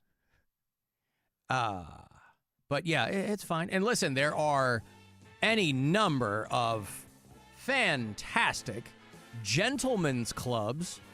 You're sure to run into some gentlemen here in Cleveland, Ohio. Hey, Michael. Yo. What's up? Hey, you guys were talking about Douglas and Zeta Jones. I'm surprised you didn't mention the scene in, Romancing the Stone, when, when he ends up in Kathleen Turner's legs, that muddy water. When they slide down the hill and she lands and his face goes between her legs. Exactly. Yeah, but but his face was it in the crotch or I know the joke was that, but I thought his face was actually like around the knees, but Romancing the Stone. Her pelvis was underneath the water, and but it was all disgusting muddy water. That really is where you want your pelvis when you're out romancing some stones, Michael, thank you. Mike, and then he turns the crocodile into boots at the end, or alligator, whatever. I thought that was in Romancing the Bone. That's what you're thinking of, but I'm talking about the Michael Douglas, Danny DeVito, Kathleen Turner vehicle. Oh, right? That's not as much fun. Peppy, My Little Mule. God, when I was a kid, I loved Romancing the Stone. I've seen that movie 4 million times. I haven't seen it in 25 years, but I've seen it 100 times. Either a million or 100, Rob, doesn't matter. I've got to take a break. 35192. Send me a text there. You can watch on our YouTube channel. And if you're out and about, you can listen on the iHeartRadio app. The Alan Cox Show on 100.7 WMMS. America is turning 250. And iHeartRadio is celebrating with $250,000 in cash. Weekdays through July 4th. Listen for your chance to win $2,500 so you can take the ultimate American getaway. Rent a Harley and ride from Sturgis to the Washington Monument in D.C. Win your share of $250,000. Celebrating 250 years of America with iHeartRadio. Your one stop for advertising? Call 844-844-iHeart. Celebrate Cuppy's birthday with Circle K. On July 1st from 11 a.m. to 1 p.m., join me, Crystal, at Circle K in North Canton. It's Cuppy's birthday, but you get the gifts. 25-cent Polar Pop, 30 cents off fuel, free Red Bull, and a chance to win lots of great prizes. See you at 4163 Portage Street Northwest in North Canton on July 1st from 11 a.m. to 1 p.m. Join the Inner Circle to make fueling up even more rewarding. Download the Circle K app and register using your mobile phone or email address. And of course, it's free to join the Inner Circle. Third Eye Blind. Skillet. It's the Afterburn Music Festival. Beginning Friday, August 14th with Third Eye Blind, Newfound Glory, The Maine, Switchfoot, and more. And Saturday, August 15th, see Skillet with Hoobastank, Puddle of Mud, Set It Off, Drowning Pool, plus more, all playing Victory Park in North Ridgeville. Get tickets now at theafterburnmusicfestival.com. BetMGM Sportsbook is making the world's games more exciting than ever before. Win a share of $500K in bonus bets for every goal the U.S. team scores during the tournament. It's easy. Log into your BetMGM Sportsbook account to receive a Gold Rush Grand Prize qualifying token. Then place a pregame straight bet of at least $5 on the U.S. team's match with your token attached. For every goal the U.S. team scores in that match, you'll earn a share of $500K in bonus bets. That's right, $500,000 in bonus bets per goal. Get in on tournament action with BetMGM and win a share of $500K in bonus bets for every goal the U.S. men's team scores. BetMGM and GameSense remind you to play responsibly. Call 1-800-MY-RESET in partnership with Clairvest Group. 21 plus and present in Ohio. Existing customer offers subject to eligibility requirements. Rewards are non-withdrawable bonus bets that expire in 7 days. Make it a summer of live at Blossom Music Center. Get 4 lawn tickets for just $99 and see John Mellencamp on July 21st, Parker McCollum on July 24th, Train on July 28th, Evanescence on July 30th, Chicago and Styx on August 5th, and many more. Get your friends and grab tickets now at blossommusic.com. Craving pizza? Now at Romeo's, any large pizza is just $14. That's right. Build your own with all your favorite toppings or choose from our mouth-watering specialty pizzas. Any large is only $14 for a limited time at romeospizza.com. CLE Clothing Company, the land's one-stop shop for all things Cleveland. Cleveland tees, hoodies, accessories, and the WMMS Buzzard gear at all 4 locations around town and online. Use the promo code PRIDE all June for 15% off. Shop now at clevelandclothing.com, the brand of the land. We all know Goodwill. But did you know when you donate stuff to Goodwill, you help provide job training for people right here in your community? Goodwill. Donate stuff, create jobs. Find your nearest donation center at goodwill.org. A message from Goodwill and the Ad Council. Finding great candidates to hire can be like, well, trying to find a needle in a haystack. Sure, you can post your job to some job board, but then all you can do is hope the right person comes along, which is why you should try ZipRecruiter for free at ZipRecruiter.com/radio. ZipRecruiter doesn't depend on candidates finding you. It finds them for you. Its powerful technology identifies people with the right experience and actively invites them to apply to your job. You get qualified candidates fast. So while other companies might deliver a lot of hay, ZipRecruiter finds you what you're looking for. The needle in the haystack. See why 4 out of 5 employers who post a job on ZipRecruiter get a quality candidate within the first day. ZipRecruiter, the smartest way to hire. And right now, you can try ZipRecruiter for free. That's right, free at ZipRecruiter.com/radio. That's ZipRecruiter.com/radio. ZipRecruiter.com/radio. ZipRecruiter. This July 4th, celebrate with America 250 at America's Block Party, hosted by Queen Latifah. It's a can't-miss 4th of July concert happening at the Los Angeles Memorial Coliseum, featuring music performances from major artists, including Chris Stapleton and the Smashing Pumpkins, patriotic tributes, and the kickoff to Giving Forth, helping to make July 4th the largest day of giving in American history. Get your America's Block Party tickets at america250.org/LA. Hey, it's Alan with Rich Klaben of the Klaben Auto Stores. Rich, the Jeep brand continues to impress. That's right, Alan. And this month, during the Make This the Summer sales event, save big on every new Jeep. So give me an example. 2026 Jeep Wrangler Sport, $5,000 off MSRP, and choose 0% APR or lease for only $499 a month. 36 months, only $499 due at signing. Experience the difference at Klaben. Do you have World Cup fever? Wonderful strike! iHeartRadio and Fox Sports are bringing you every match of FIFA World Cup 2026 live and for free. Yes! No matter what team you're cheering for, you can hear it all on the free iHeartRadio app. You've got to try the new TikTok diet. Just ask chat. I just take blue-green algae. Or you could trust your gut. When it comes to your health, how do you know what's right for you? That's where Viome comes in. Viome is a simple, at-home gut health test that analyzes your real-time biology to give you personalized nutrition guidance and custom supplements. Not trends, your biology. Learn more at Viome.com/know. V as in Victor, IOME.com/KNOW. And use coupon code Viome50 to save $50 off your purchase. You crushed that hill workout today. Coffee on me. Thanks. Never mind. Left my wallet at home again. Did you know, with a Dollar Bank checking account, you can pay with your phone? You're kidding. Nope. You can add your card to your mobile device in minutes to make purchases, so you don't have to carry a wallet. I owe you one. You can do what you need at Dollar Bank. Open your account online today at dollar.bank/getchecking. Dollar Bank. Let's get you there. Equal housing lender, member FDIC. Message and data rates from your carrier may apply to Dollar Bank mobile banking. A large one-topping pizza for $5 from Speedy Cafe? Yeah, you're not cooking tonight. Think about it. No dishes, no prep time, no cleanup. Just your favorite topping with a blend of 3 cheeses melted to perfection. Save time and money. Stop by Speedy Cafe for a $5 large one-topping pizza.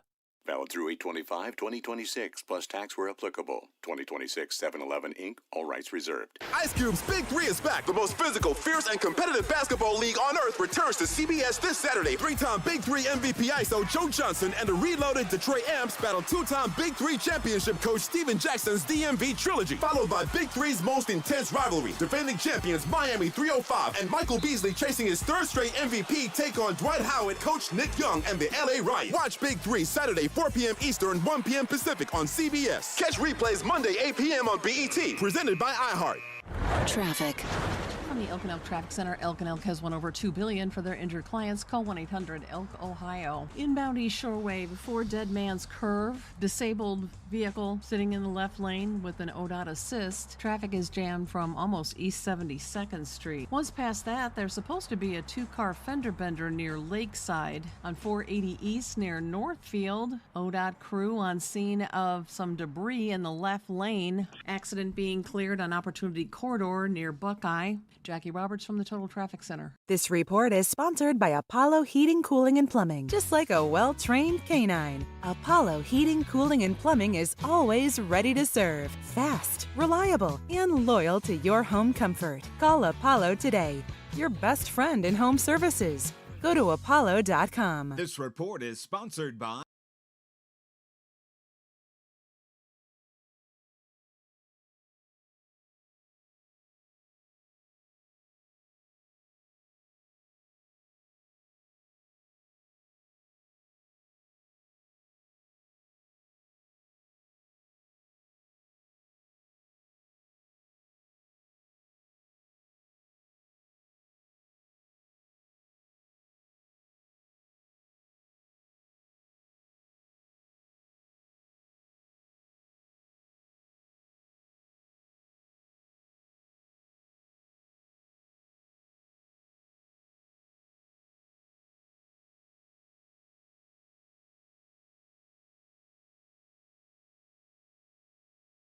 Radio is WMMS Cleveland, an iHeart radio station.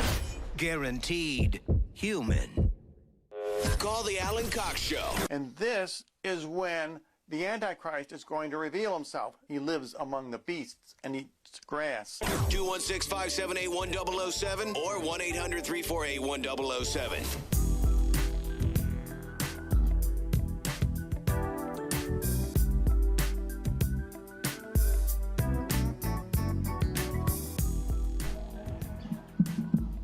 I am not immune to anger or doubt.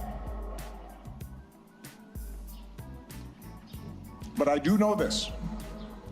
When we lose faith in each other, when we stop believing that voting matters, that citizenship matters, that our collective voices matter, that how we treat each other no longer matters, then we give away our power to decide our own futures. We open the door to the most ruthless, or the most careless, or the most fearful among us,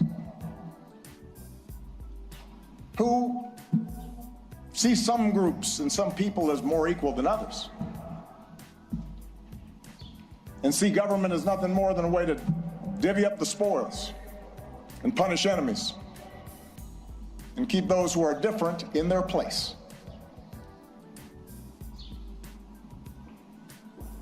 I do not believe that is the story of America that prevails in the end. The greatest president of our collective lifetimes, Rob. President Barack Obama. They're opening his big presidential center there in Chicago today. Yes. The big ribbon cutting. All of the former presidents are there. Yep. They even dug up Jimmy Carter. Propped him up. Little Looks weekend good at for Bernie's. his age. Yeah, sure does. Yeah. Biden was there, and Clinton and Bush. Right Clinton there on the looks south rough, side boy. of Chicago. What's that? Clinton looks rough. Well, he lost a lot of weight, right? Somewhere along the way. It's that combination. You hit that point where you got to be real careful if you're getting old and you lose a bunch of weight. Yeah, but now he's got like that weird Humpty Dumpty belly. Oh, is that right? Gawk thing. Yeah, there's some weirdness going on with those pants.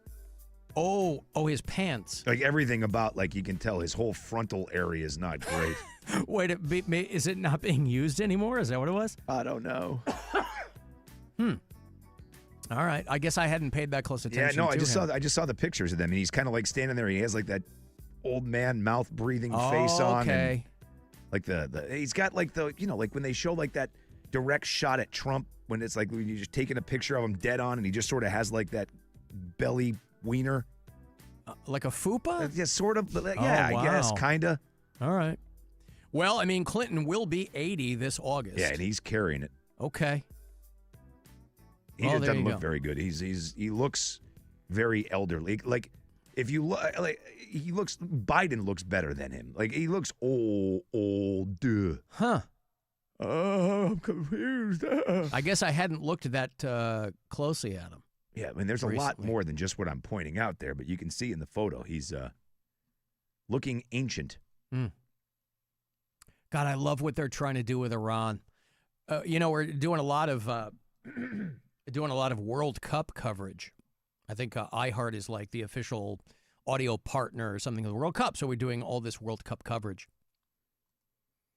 And purely coincidentally, I assume, because these things, the matches are lined up way ahead of time, sometimes the universe does have a sense of humor, though, especially during Pride Month. The World Cup Pride match, it is designated as the Pride match. They just throw a dart at one of the matchups, and they designate it the Pride match. It'll happen in Seattle. And ironically, it's between Egypt and Iran. Whoops. Which are historically two of the worst places in the world for gays and lesbians. But they will be squaring off in the World Cup Pride match because it's coinciding with Seattle's Pride Month festivities or whatever it is. Both countries asked for the celebrations to be canceled. Like guys playing for the San Francisco Giants. Iran, obviously, if you're gay, they'll throw you off a roof or something. Yep. And Egypt pretty much does the same thing. Prosecute gay people, and they have very vague indecency laws over there, and so they kind of bend them to their will. But even so, there are obviously LGBTQ people in those countries, and they find ways to live their lives under pain of death. But Iran and Egypt will be the matchup for the Seattle Pride match. But what they're trying to do in Iran in the Trump administration is very, very funny because they're trying to throw J.D. Vance under the bus. Now, this is a guy who, for a number of reasons, should figuratively be thrown under a bus. Unfortunately, Ohio has to claim him as their own. much to our discredit. But it's very clear what they're trying to do with this whole Trump mishegas, this just terrible, terrible, awful, by every metric, jerk-off session that they've got as a quote-unquote resolution to Iran, is they're trying to paint it like it's all, they're going to throw J.D. Vance under the bus. And so these are very clearly the talking points that are going out to right-wing MAGA media, like Lindsey Graham talks about it, Ben Shapiro talks about it. There, even on Fox News, even in MAGA media, there isn't anybody who's like, this is great, because they all know it's a huge pile of crap, but they're really trying to make J.D. Vance the fall guy. The regime has not changed. They're just richer. How about the guys and gals that bled and died on our country's behalf? Well, where's their fun? I didn't see that in MOU. America has given up all of its leverage in this situation. Let's be very clear. This is the vice president's seal. It does not have support. Let's be very clear. Yeah. This is J.D. Vance's fault. Because if you're in the MAGA cult, remember, Trump can't fail. He can only be failed, right? That's what you've got to believe. That's what you have to repeat. Trump is, to the MAGA people, Trump is simultaneously the smartest man to ever live and also a little boy who's constantly having the wool pulled over his eyes by big bad meanies who are out to get him. You know, he's in charge of everything and then plays dumb on everything. I mean, obviously, he's laughing at you MAGA dopes all the way to the apocalypse, but everybody who's involved with him, it can't ever be him. In any given situation, whether it's Iran or a reflecting pool or a ballroom, you try to imagine the worst case scenario, Trump will take it even further than that in the wrong direction. Whatever you can conjure up as, well, it can't get any worse than this, he will find a way to make it worse. And that's what they've done with Iran. But it's very, very funny to hear, and you'll hear this ramp up, where they're going to make it J.D. Vance's, it'll be a millstone around his neck. Yeah, they're saying it everywhere that he won't make it past the midterms and blah, blah, blah, blah, blah. It's insane. It's very clear. We can all see J.D. Vance. Like, oh, yeah, okay, cool. Yep. What do they say, Rob? Success has 1,000 fathers, right? Failure is but an orphan. Nobody wants to be holding the bag when, you know, this thing was a steaming pile from the jump. And it wasn't going to be, speaking of fathers, I'm going to have all 3 of my kids this weekend for Father's Day. Oh, sweet. Very exciting. Wow. I didn't ask because my 2 older kids, you know, they're grown. They got their own lives. They're doing things. And my daughter was like, what do you got planned for Father's Day? I said, nothing. And she's like, can we come see you? I said, of course you can come see me. Of course. Your sister would love to see you. Of course. Now, I don't know what we're going to do. You know, what are you going to do? You got 2 grown kids and a 10-year-old. I don't think anybody will care either. We'll all hang out and have fun. That's all that matters. Yeah, as long as you're together, right? Yeah. But yeah, so I'm looking forward to it. Because we're out tomorrow for the holiday. And so they'll, you know, come in tomorrow afternoon and hang out for the weekend. But I didn't really have Father's Day plans. And I was like, well, I'll tell you what. We'll make we'll figure things out along the way, but I'll get a table for like brunch or something on Sunday, right? Except Father's Day brunch is not a thing. And so I was like, it'll be super easy to get a spot at a place doing brunch. You'd think. Apparently not. To the best of my knowledge, Father's Day brunch is not a thing. Mother's Day brunch? Everybody knows that. But fathers go to the breweries on Father's Day. I guess, but that ain't going to be me. You know, because they'll head back out of town Sunday afternoon. My son's living in Chicago. My daughter graduated. She's still actually living in her apartment at Michigan State through the end of the summer. So she'll go back to East Lansing, and my son will go back to Chicago. But in the meantime, I'm really looking forward to it. Although I think it's supposed to rain all weekend too, so I don't know. It's pretty on brand. I guess so. But that's going to kind of keep us from doing stuff outside. But we'll see. Is it supposed to rain Saturday? I think that it is. I mean, son of a bitch. Intermittently, I think it's supposed to rain. It's supposed to be sunny. Well, I'm just going by what my app says. People constantly tell me it's wrong, but okay, just whatever's on my iPhone. 73 and sunny tomorrow. 74 and rainy Saturday and Sunday and Monday. Of course, because I'm going to try and go to that Sammy Hagar show. It's going to get rained out, just a goddamn Black Crow show. That's why I don't leave my house. On the Weather Channel, it says it's going to be some clouds in the morning. I was going to say, well, what I'm looking at here, Rob, to drill a bit more granular on this, Saturday, a little bit of rain, like midday. So I bet that Sammy show is not going to get jammed up. Mm. And Sunday, it's going to be like evening rain. Man. So by that time, all the good times will be over. Yeah, my family's going to be out of town. For Father's Day weekend. Pretty much, through Sunday. That's Father's Day weekend. They'll be back on Sunday. Is this by your request? Yeah, I was like, you know what? I want to spend Father's Day alone. Get out.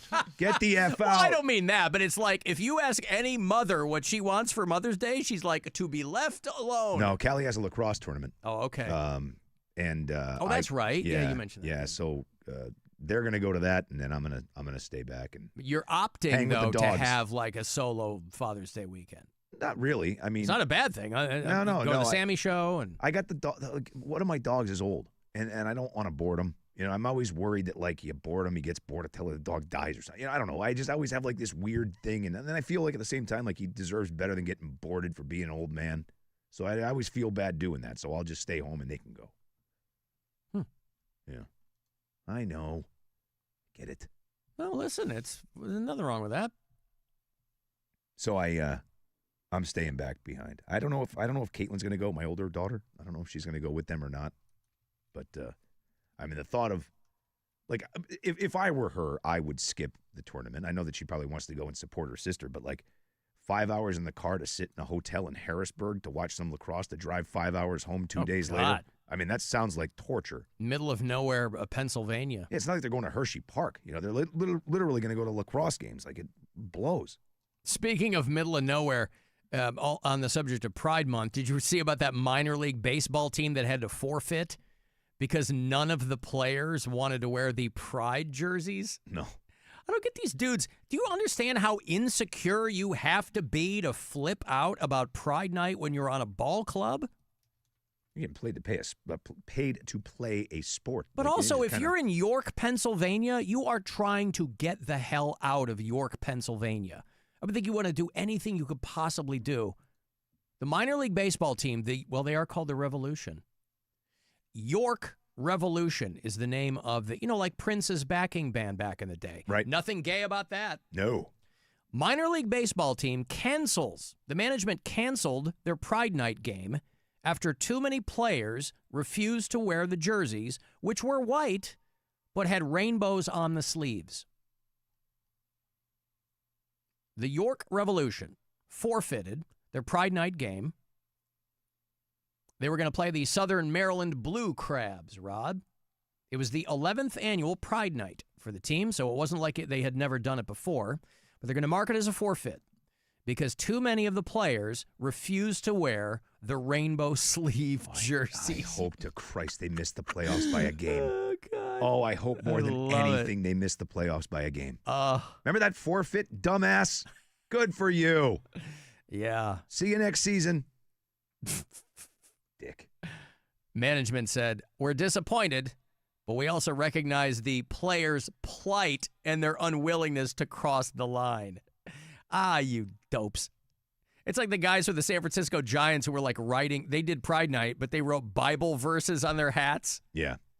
I want everybody to know that. You want us to know what? That's where they draw the line. You corn-pone dope. That's where they draw the line. But Cheating on their spouses, beating the piss out of their wives. That's fine. No big deal. But also, like, you might as well write a passage from the Three Little Pigs. Who cares? I don't understand it. Like, you're just play the game, man. Who cares? It's not changing your life. You know what I mean? Because I think it's literally like against MLB rules. Like they told them, hey, you're not supposed to write stuff.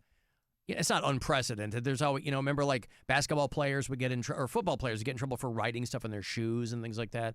Back in the Colin Kaepernick days, there were a lot of dudes that were like writing stuff, and they would get in trouble or they get fined or whatever. Hey, take the fine with a smile if it's something you believe in. But also, listen, it's one thing if you're in York, Pennsylvania, you can probably kind of get away with it. If you're playing for the San Francisco baseball team, you're going to have a lot of fans who ain't happy. And there are a lot who aren't fans. They're like, you're alienating. It's not like, listen, it's San Francisco. It's not like every baseball fan is gay. But you're going to have a higher proportion probably, especially for a Pride Night game. They're 14 games below 500, by the way. So it's not like the Giants are on top of the world. They have the second worst record in the National League. And again, I guess listen, you're still an individual, even if you're in a team sport. So, like, existentially, my brain understands. But I'm just like, who cares, man? Who cares? Now, at least these guys agreed to play. But they wrote, that they didn't have the jerseys. They had, like, Pride Night caps. So, like, the SF was a rainbow. And there were 3 or 4 guys that wrote Bible verses on their caps. Mm-hmm. Because I guess their message is, hey, I'm a Christian, and that means that I want to fly the flag for exclusion and judgment of people, I guess. But the York baseball team, I'm like, I would think you would do whatever they wanted you to do to get the hell out of, because I think it's an independent league. I don't think that they're like a farm team for a bigger, but there's still going to be, I have to think there are still scouts out there looking for guys that got the goods. And it is one game. And they're still going to do all of the other Pride Night events that were scheduled. They just canceled the game. So it's like normally you'd go to a game, Pride Night, and there's a game and there's other stuff going on. Nobody's forcing you to do other stuff. So they're going to do all those. They just aren't going to have a ball game attached to it at the ballpark. So they'll have music and, there's plenty of stuff for people to do. But they had too few guys left on the roster who were willing to wear the jerseys. The infinite list of bad things I hope happen to that team and all of their players. It's just so silly. It's so silly, Because you're mad. Listen, I'm an atheist. I don't get mad when one of these guys thanks Jesus for his home run. Like, okay, I think it's silly, but I get where you're coming from, It's not going to change your life if they're doing Pride Night. Hey, we wear this jersey? I'm sorry, I can't wear the... Okay, bro. To the extent where, if it's a couple of guys, like it was with the Giants, not like the Giants had to forfeit a game. York Revolution had, and I'll tell you what, Rob, when you are unwilling to go against the Southern Maryland Blue Crabs, yeah, man. Now that's a great team name for Pride Night. Crabs. Or any night, frankly. Yeah, they got crabs all over them, Frank. Crabs are just running all over them. Yeah. The York Revolution president and GM, Ben Shipley, said that the team manager told him that they had too few players to fill out the minimum roster to play the game, and they had to forfeit the game. Cut the players and bring in people that want to play. I'm just saying, I don't know the specifics of this particular independent minor league team, but these have to be guys with, like, day jobs, right? It's like it's Brockmire, right? Yeah, The exactly. guys with day jobs. They're not major league players. They're not getting rich. I don't know. Just get scab players. Bring them on. Nobody. Oh, you need 6 guys? All right, cool. We'll get 6 guys to play. Just look at who's in the we'll be back next game. No, you won't. Do I have 6 guys in the stands who will come out here who are pretty good and can wear this rainbow jersey? We're going to go ahead and field this team. Yeah. We'll be back for the next game. No, you won't. You're done. Yeah. Thank you. Appreciate you trying. Alan Rob Schneider said he would pay the fines of players who wrote the Bible verses on their hats. I'm surprised he can afford it. Rob this person Schneider, said. Another guy. Hey, listen, you can use your money however you want. You know what I mean? It's fine. But I have a feeling those guys can afford their fines. I have a feeling that the Major League Baseball Jess. players. That's great. Yeah. What happened? Did you hear that whole yawning sequence with Jess there? It started with... I did. I did. That's our Jess. Yeah, that off button's just merely a suggestion, Jess. I thought it was off. She's like, she's stretching. Yeah. Oh, Jess has got her mic still on, Rob. Oh, God, I'm so tired. Oh, she's so comfortable back there. God. That's our Jessica. Better not sleep with this Mastodon show. It's going to be way too loud. You'll never be able to zonk out to this. Mastodon is coming back to Cleveland. And frankly, I couldn't be more pleased. Love these guys. From Atlanta, Georgia.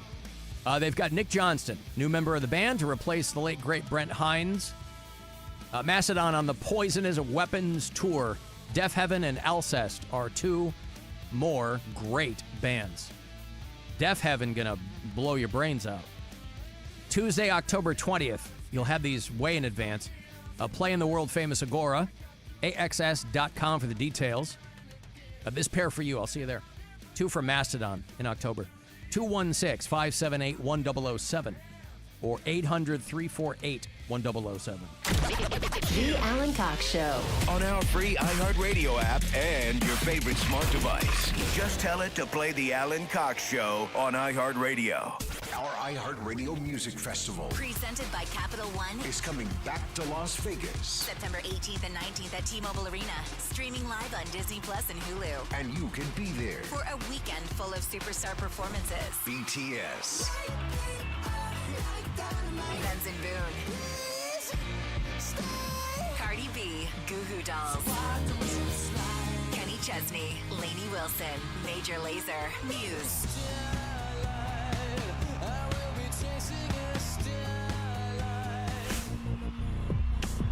Snoop Dogg. Weezer.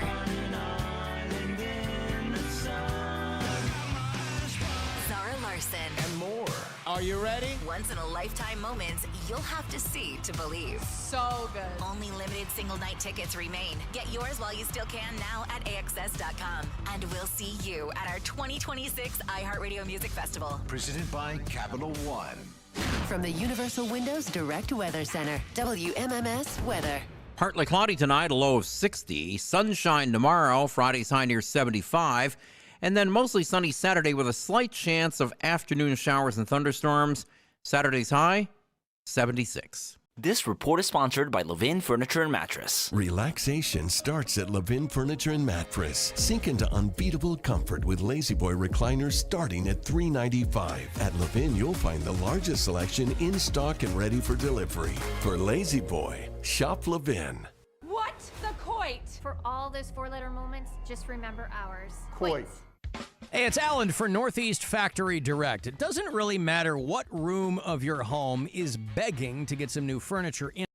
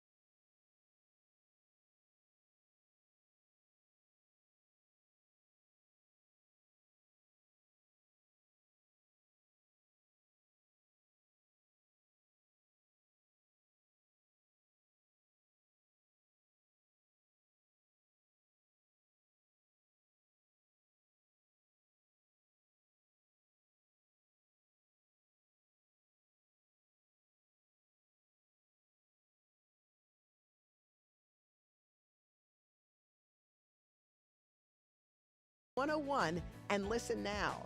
Joy 101 with Hoda Kotb is presented by CVS. Welcome back. Local DJ and all-around female orgasm denier, Alan Cox. This is the Alan Cox Show on 100.7 WMMS.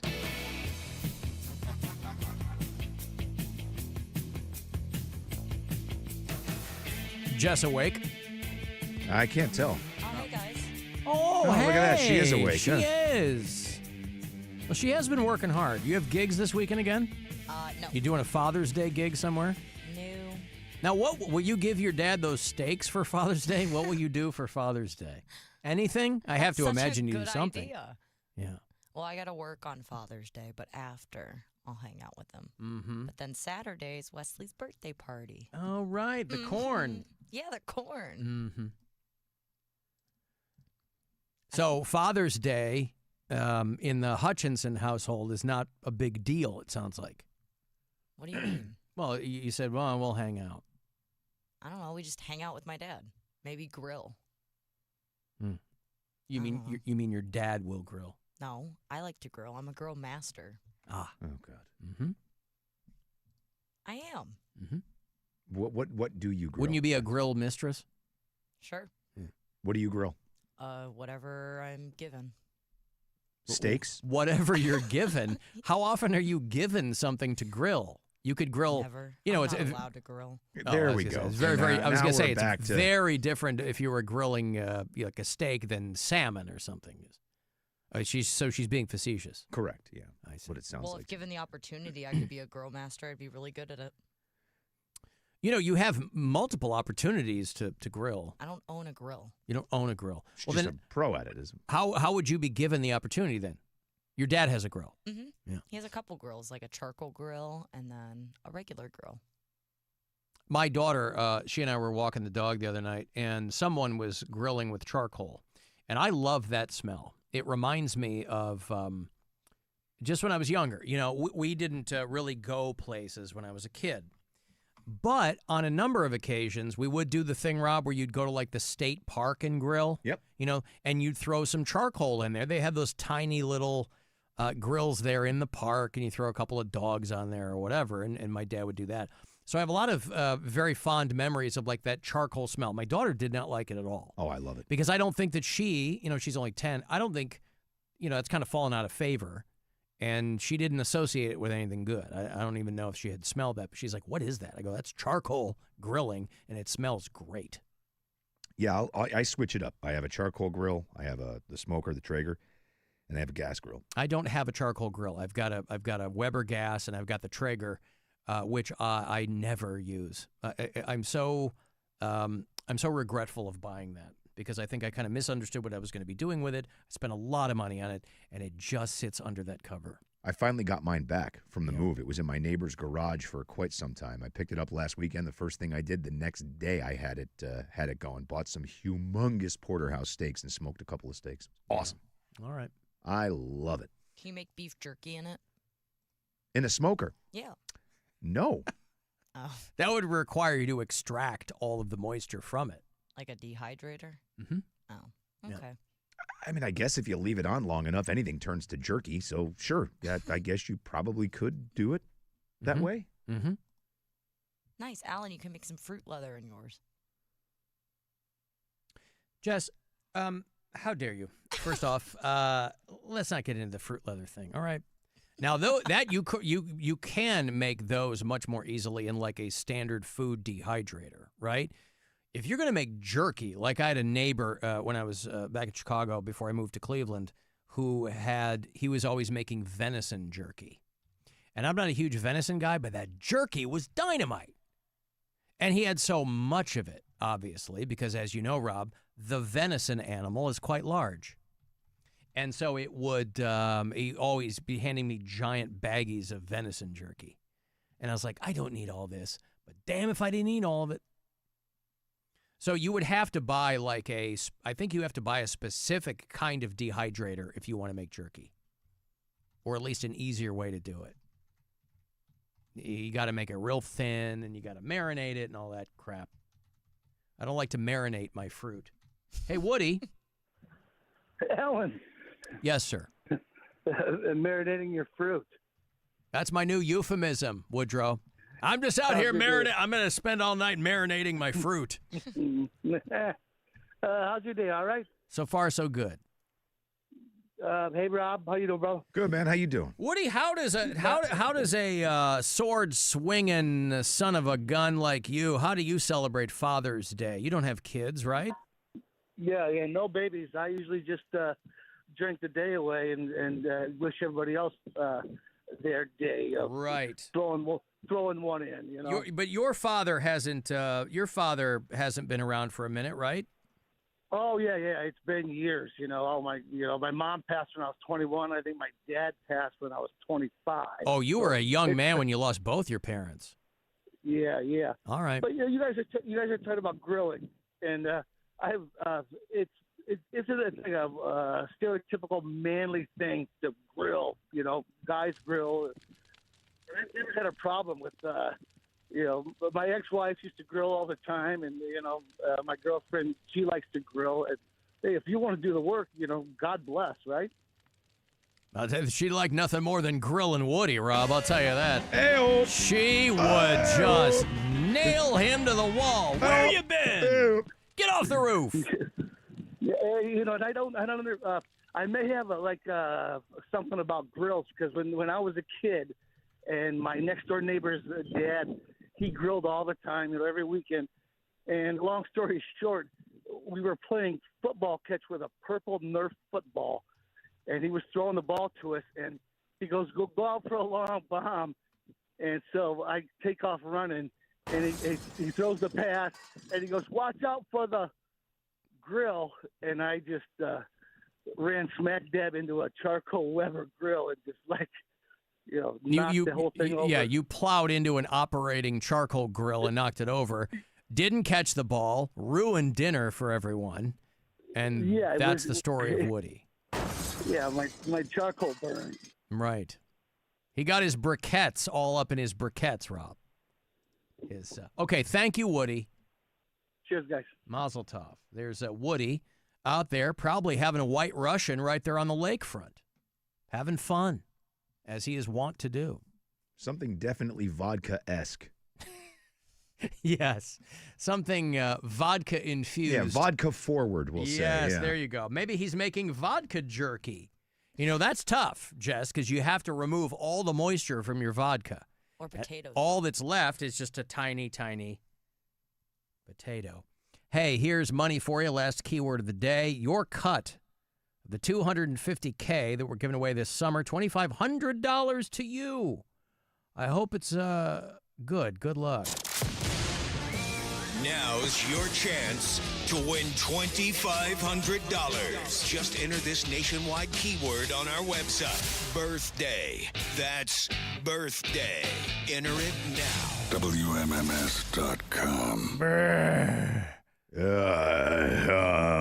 Return to Blood Fart Lake. America. All right. Hey, I've got some food news for you here.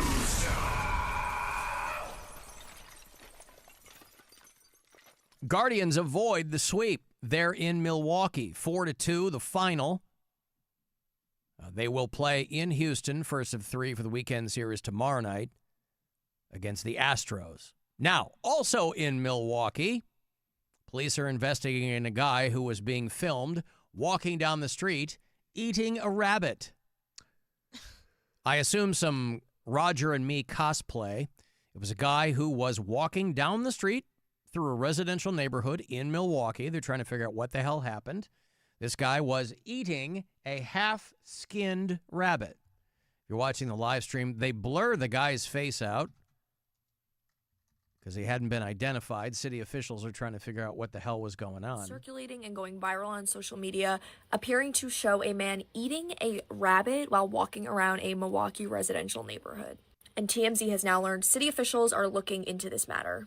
Just a warning, this photo is extremely graphic, so proceed. Why are you going to tell me that a video of a guy eating a half-skinned rabbit is going to be graphic? Yeah. I think it's pretty much implied. Yeah, I'm not 5. I mean, you've already, the description of what I'm gonna see pretty much sets me up. With caution. This photo was posted in a local Facebook group and appears to show a man holding a half-skinned rabbit carcass to his mouth while walking around a neighborhood. According to the post, the incident occurred within the last several days and occurred on the city's east side. Now, you see that photo there of the guy, and they blurred his face. But he's got clearly what is a half-skinned rabbit. The fur is pulled down, and he's really tucking into that meat. The question is that illegal? I wouldn't think so. I would think that it is, but then my question would be why? I'm sure it is. You sure it's illegal to publicly eat a rabbit? Well, it may not be that may not be the specific crime. But I'm sure that there's something that says you can't just pick something up and eat it. You can't just that. You can't start consuming wildlife that's Correct. in the I see. That's my woodland creatures. Guess is that you can't just grab a rabbit and be like, yeah, that's good, let's eat it, or a deer, or a squirrel, or a raccoon. Yeah, I cast my mind back to when I was a kid because it was in the paper. It was in the Chicago Tribune, and it wasn't a situation of a guy eating it, but it was similar. There is a suburb, a far suburb of Chicago called Aurora, and it's quite large, one of the biggest suburbs out there. I remember when I was a kid, there was an article in the Trib about a guy who'd gotten in trouble. It's like in the police blotter or something, but it kind of made the rounds on local radio because it was so graphic. There was a guy who had gotten ticketed, or not arrested, I don't think, but he had gotten ticketed or something with the Aurora police because he was butchering a sheep on his front lawn.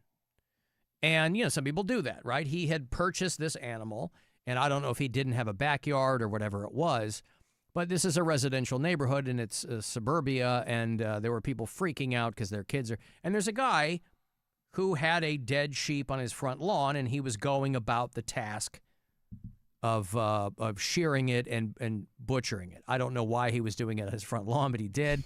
The cops come out, and they charged him with, what they do is they end up taking it to whoever does that in the city to have it, properly disposed of, But this guy got in a lot of trouble. And you have to imagine, what if there was a real estate agent driving through, with a prospective home buyer, and there's a guy on the front lawn butchering a sheep. Keeping those rent costs down. Yeah, well, that couldn't do much for, couldn't do much for property values around there. Is that guy, what's he doing? Oh, he's butchering a sheep. Hey, listen, people around here are really nice. The homes are great. And it was, so he wasn't eating it, but there are people who, I don't know if their brains operate differently, where they're just not considering those kinds of things. But this guy, they're trying to determine who the guy is who was walking around an East Side neighborhood in Milwaukee eating a rabbit. I haven't seen any update on that. I mean, you got to, at the very least. And are there any missing local rabbits? Oh, I'm sure it was roadkill or something, right? Could it be viral marketing for the new Bad Bunny record? Titi mi pregunto. Yeah. It was posted in a local Facebook group originally, and then it went wide. Holding it. Remember the film Roger and Me? The first time we were familiar with Michael Moore? There's that famous scene of the woman who's skinning the rabbits. He's talking to her, Flint, Michigan, because things are so bad there after the collapse of the auto industry, that this woman is, she's preparing her own wildlife, and she has a clothing line with a bunch of dead rabbits hanging, and then she's proceeding to skin them. And that's kind of what this guy looked like he was doing, is he just peeled off that rabbit fur.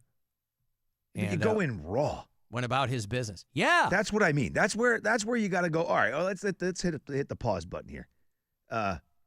Let's check on this guy and make sure he's not bat shrimp crazy. Well, clearly he is. Which is what I mean. That's he looks, even though they blur his face, he's clearly disheveled and, But I like the write-up on it. Prompting questions about whether any health or wildlife regulations might have been violated. Both. Oh, I think I can answer that. Yeah, I yes think, and yes. Yes and yes. I think both of them. Also in food news, R.I.P. Schwabels.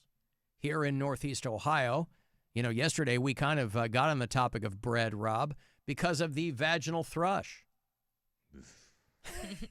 But Schwabel bread, based in Youngstown, they've been baking for 120 years. They are going out of business. Oh, man. What kills a bread business after 120 years? Interest.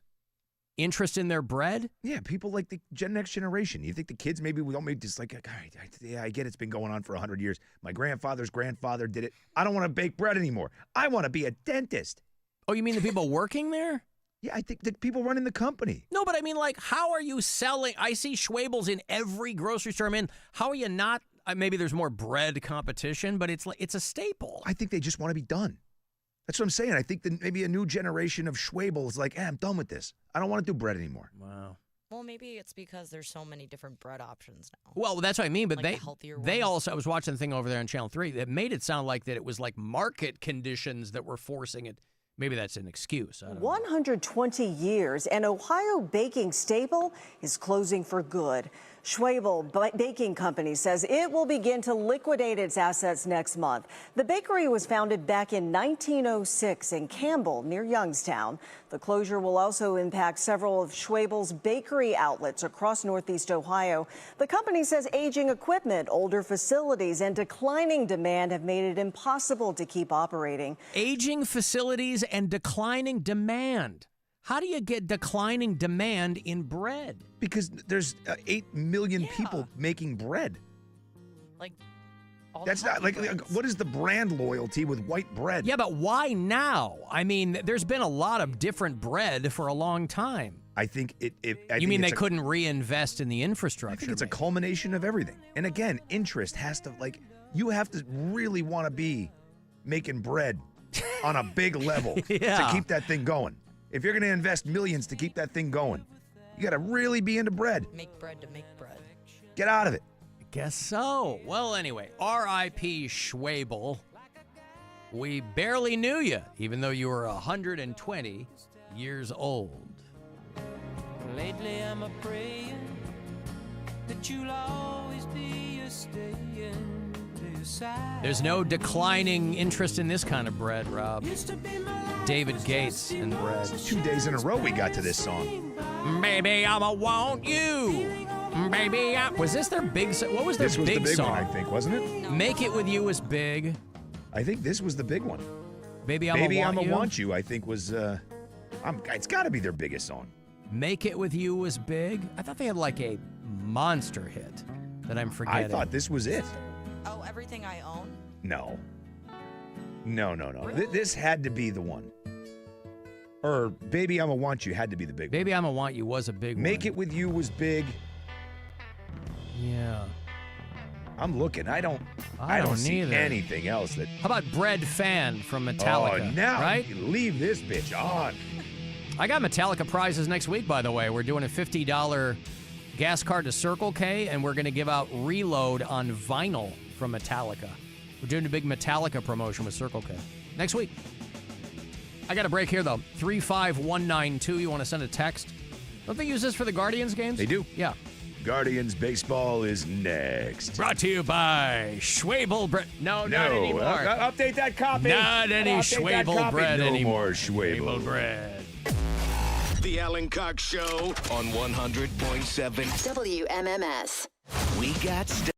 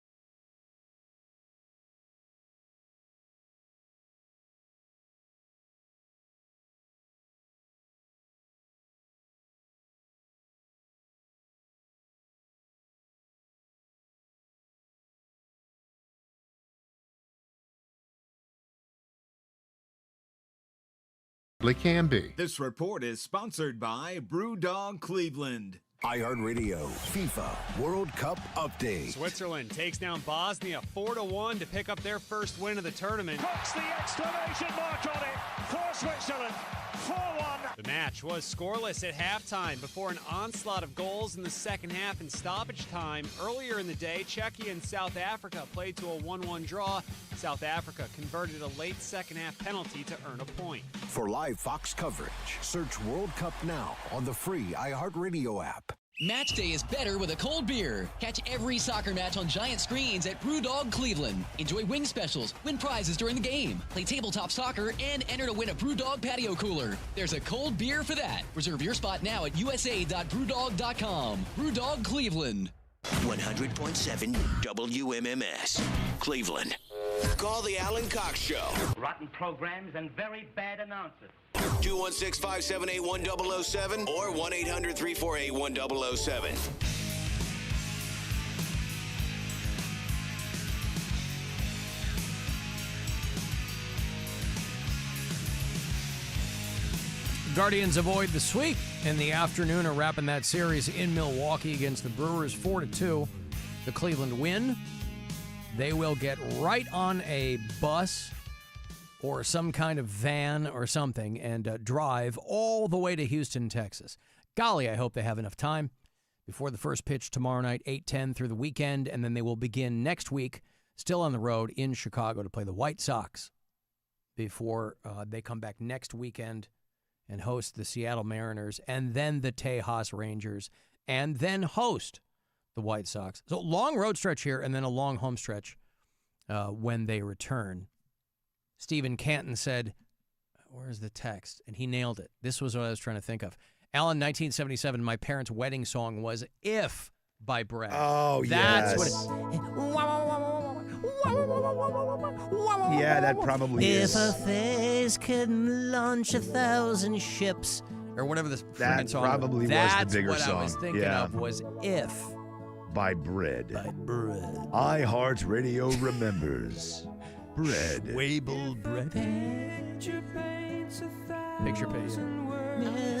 Didn't Brian give us this song once?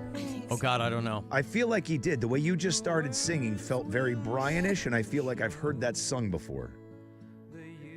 Well, maybe now that we've mentioned it, he will, but he's given us so much great stuff. iHeartRadio remembers David Gates, who played guitar for Bread. And he sang, too, right? David Gates. He's still alive. He's retired. Well, that's why I'm getting these in now, because I'm sure it's coming. David Gates, 85. Make It With You was big. This was big. Baby, I'm a Want You. Lost Without Your Love. Everything I Own. I swear. Everything I Own. Okay. She knows that one. If a face could... I don't know if Brian did this one. Try to live my life without you, babe, would be the hardest thing I would ever do. Try to forget the love we once shared would be the hardest thing I would ever do. Mm-hmm. You make me feel, you make me feel like a natural woman. Yeah. Oh, it's good. Walk with me, sunshine, it's a skippity-doo-da-da day. I'm the happiest girl in the whole U.S. of A. Speaking of the happiest girl in the whole U.S. of A., Drunk Sue is on the phone. Hey, baby. What's going on, Sue? How are you? I'm all right. How are you? Hanging in. What's going on? All right. Well, I ain't got a whole lot for you today, but I wanted to say something about the bread. Yes, the band or Schwabel bread? No, Schwabel. Okay. I used to buy it all the time, but now I'm stuck on that Italiano. Well, you know, somebody told me, they were like, well, you know, there's a lot of the anti-gluten crowd, you know, gets a scalp there. A lot of people go gluten-free. But again, you go down the bread aisle, there's no shortage of kinds of, there's Dave's kick-ass bread and all this stuff. And, you know, I don't know. Maybe Schwabel, they had to have at some point had a gluten-free bread. I don't know. I don't know. I don't. give a crap about gluten. Well, no, I mean that's more marketing than anything else. If you don't have a gluten allergy, it doesn't matter. But okay. I see. Sue, you strike me as somebody who makes your own bread. Oh God. You know what I have? Yeast. But don't think I put a lot of effort into it. I go to like Walmart and they have like 5 loaves of bread, and all you gotta do is just like pull one out, put it in a bread pan, and let it sit, and then bake it. It's really good. Well, I understand why people don't want to make their own bread. You know, the cost of yeast, Sue, is rising faster than ever. Well, I'm sure that there's people you could probably get yeast from. Oh, God. Have you ever developed your own yeast? No. Oh, Jesus Christ. Rob's just about done. All right. Okay, good. So that's not any kind of affliction that we need to catch up on with Sue. No, as long as I don't take penicillin, I'm safe. How are you doing otherwise? Pretty good. Got pretty sick here last few days, and what happened? Lost diarrhea and sick, and I couldn't eat for 5 days. If you have upset stomach, if you have indigestion, upset stomach, what's the first one? If you have heartburn, indigestion, upset stomach, diarrhea. Get yourself some Pepto. Okay, so you were, okay. So it was a stomach bug then? Yeah. I lost, in a week, I lost 20 pounds. That's a lot of crap. Actually, 22. I mean, that is the way to do it, I guess, right? That's the rapid weight loss diet. Oh, my God.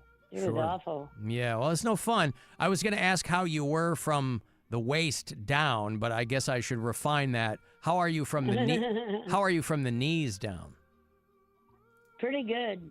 I mean, my feet hurt like always, but yeah, my legs are a lot better, and they've shrunk a lot because of all that water weight loss.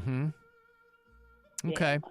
But you're mobile and you're doing good. okay otherwise? You're on the mend with respect to the stomach. What do you think precipitated the stomach problem? What do you think got you eat something weird over the weekend? I don't know. I do not know. I have no clue. And it was like so aggravating. Well, Nothing but brown water, dude. It was gross. God. But you're what the Rob, hell is happening? Rob, we all know what diarrhea is. This is no shocking information. Brown water. Yes, brown water. Like the Doobie Brothers song. Come on. Poor Sue had to go so much she pooped clear. It was like colonoscopy prep. Yeah. Listen, Sue, but you're on the mend and you're doing okay? Oh, yeah. Hey, I have a bad dad joke. That's my favorite kind. Yeah. What is it? There's 2 guys walking through the woods, and they come upon a clearing. And the first guy gets all excited because he sees a bacon tree. He's so excited he runs up there to the bacon tree, and boom, he gets shot. Well, the second guy goes up there to investigate what in the world happened. And here it wasn't a bacon tree, it was a ambush.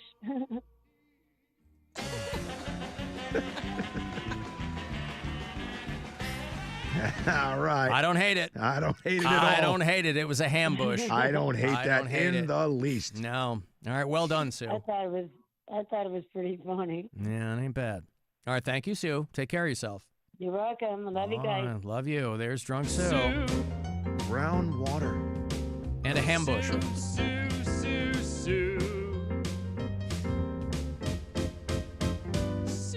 Alan, my son dates somebody from the Philippines, and she said the band Bread is still super popular there. Yeah, they're just getting into 1970s American pop culture there in the Philippines. It's because they just got bread in the Philippines for the first time, I think. Yeah, Schwabel. Yeah. Unfortunately, that's the place Right. where it's being exported. Schwabel bread. Clown on the label, big yellow packaging, large loaves, Rob. What's up, fellas? Rich in Northfield. Hey, it's 5:33 when I'm sending this message, and I know you guys are out tomorrow for the holiday, so I'm just wondering if Rob there is just pushing himself uphill through the rest of the show because he doesn't appreciate, the customers, and he just wants to get it over with. That really struck a nerve with me yesterday, Rob.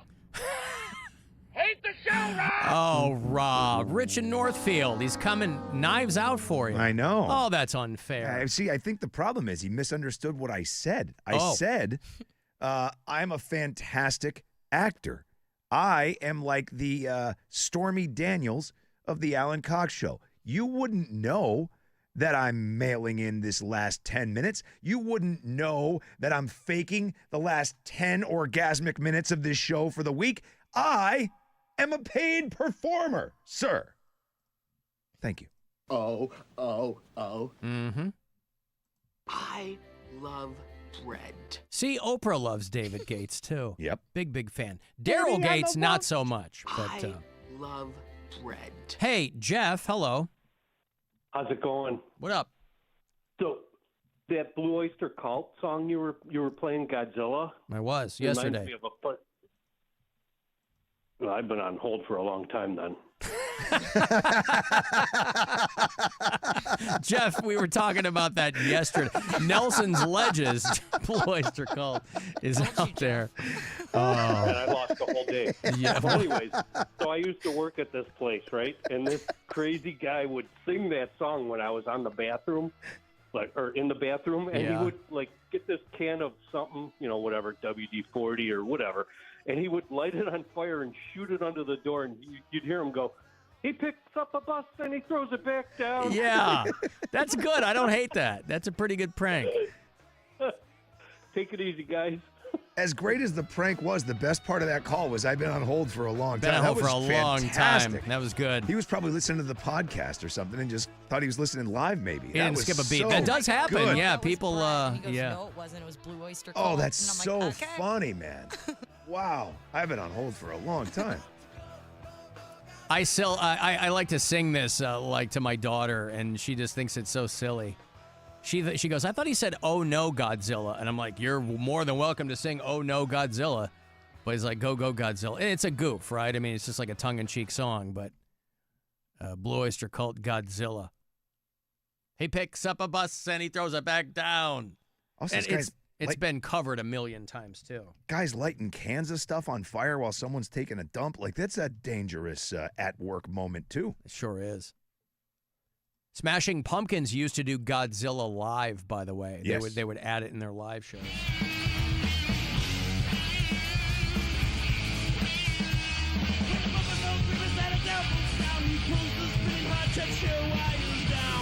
Doesn't even sound like the Pumpkins, so old. Who's singing? Billy. Is it? Yep.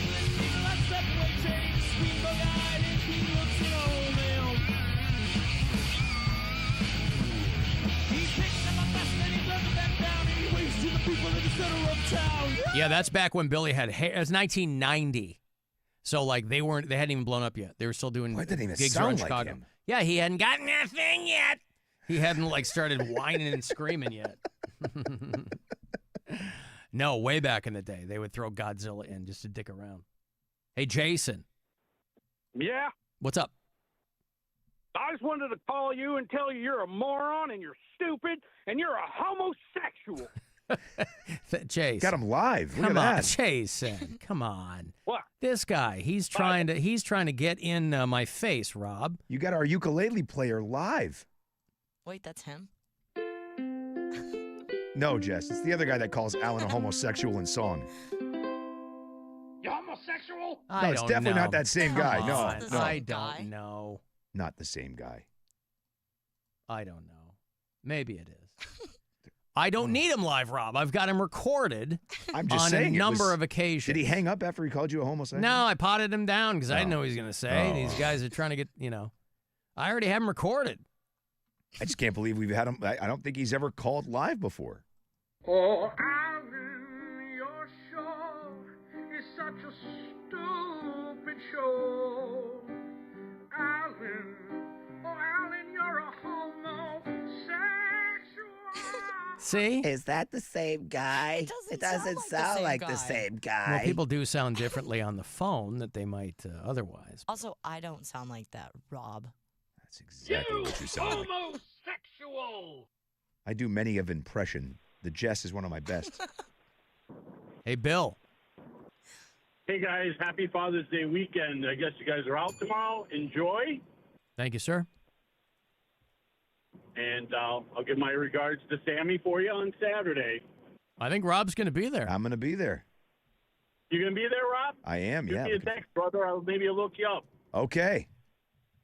All right? You got my number. Shoot me a text. You got my number. All right. Thank you, Bill. You have Bill's number? I must. Okay. Well, like he said, Rob, shoot him a text. I guarantee you, I won't have to search for the number. He will, now that he knows, there will be a fresh DM All right. waiting for me momentarily. I'm sure of it. Okay. How about Fu Manchu covering Godzilla? They slow it way down, right? Any version of this song is fine with me. Yeah. I love this song. It's tailor-made for a stoner rock band like Fu Manchu. Down! All right, we got to go. Thanks, guys, for hanging out. Yeah, we'll talk to you again on Monday. Enjoy the weekend. If you're a dad, hope you do something fun, maybe something dangerous. Rob, where can people hit you up? WMMS Rob on Instagram. Jess, what about you? WMMS, just Jess. Okay, I'm Alan Cox Show on your socials. You can listen to this program wherever you get your podcasts. If you want to use the iHeartRadio app, you can drop messages there for us. You can email me for anything. If you need Alan Cox Show stickers, always happy to send those out. I posted a photo a while back of one of our bureau chiefs out somewhere, maybe Des Moines. He had put a sticker up in a bar somewhere, and he emailed me and said they took it down. I'm like, what bar is peeling stickers off?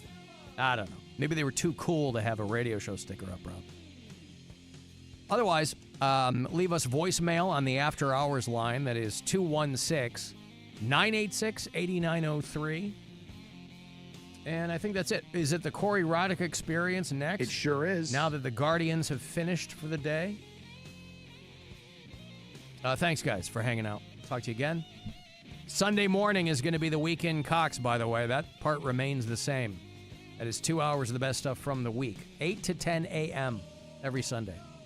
So we'll talk to you on Monday. I will see you in hell. I cannot stand these morons any longer. If you don't come with me this instant, I shall run amok. Be careful of what you say.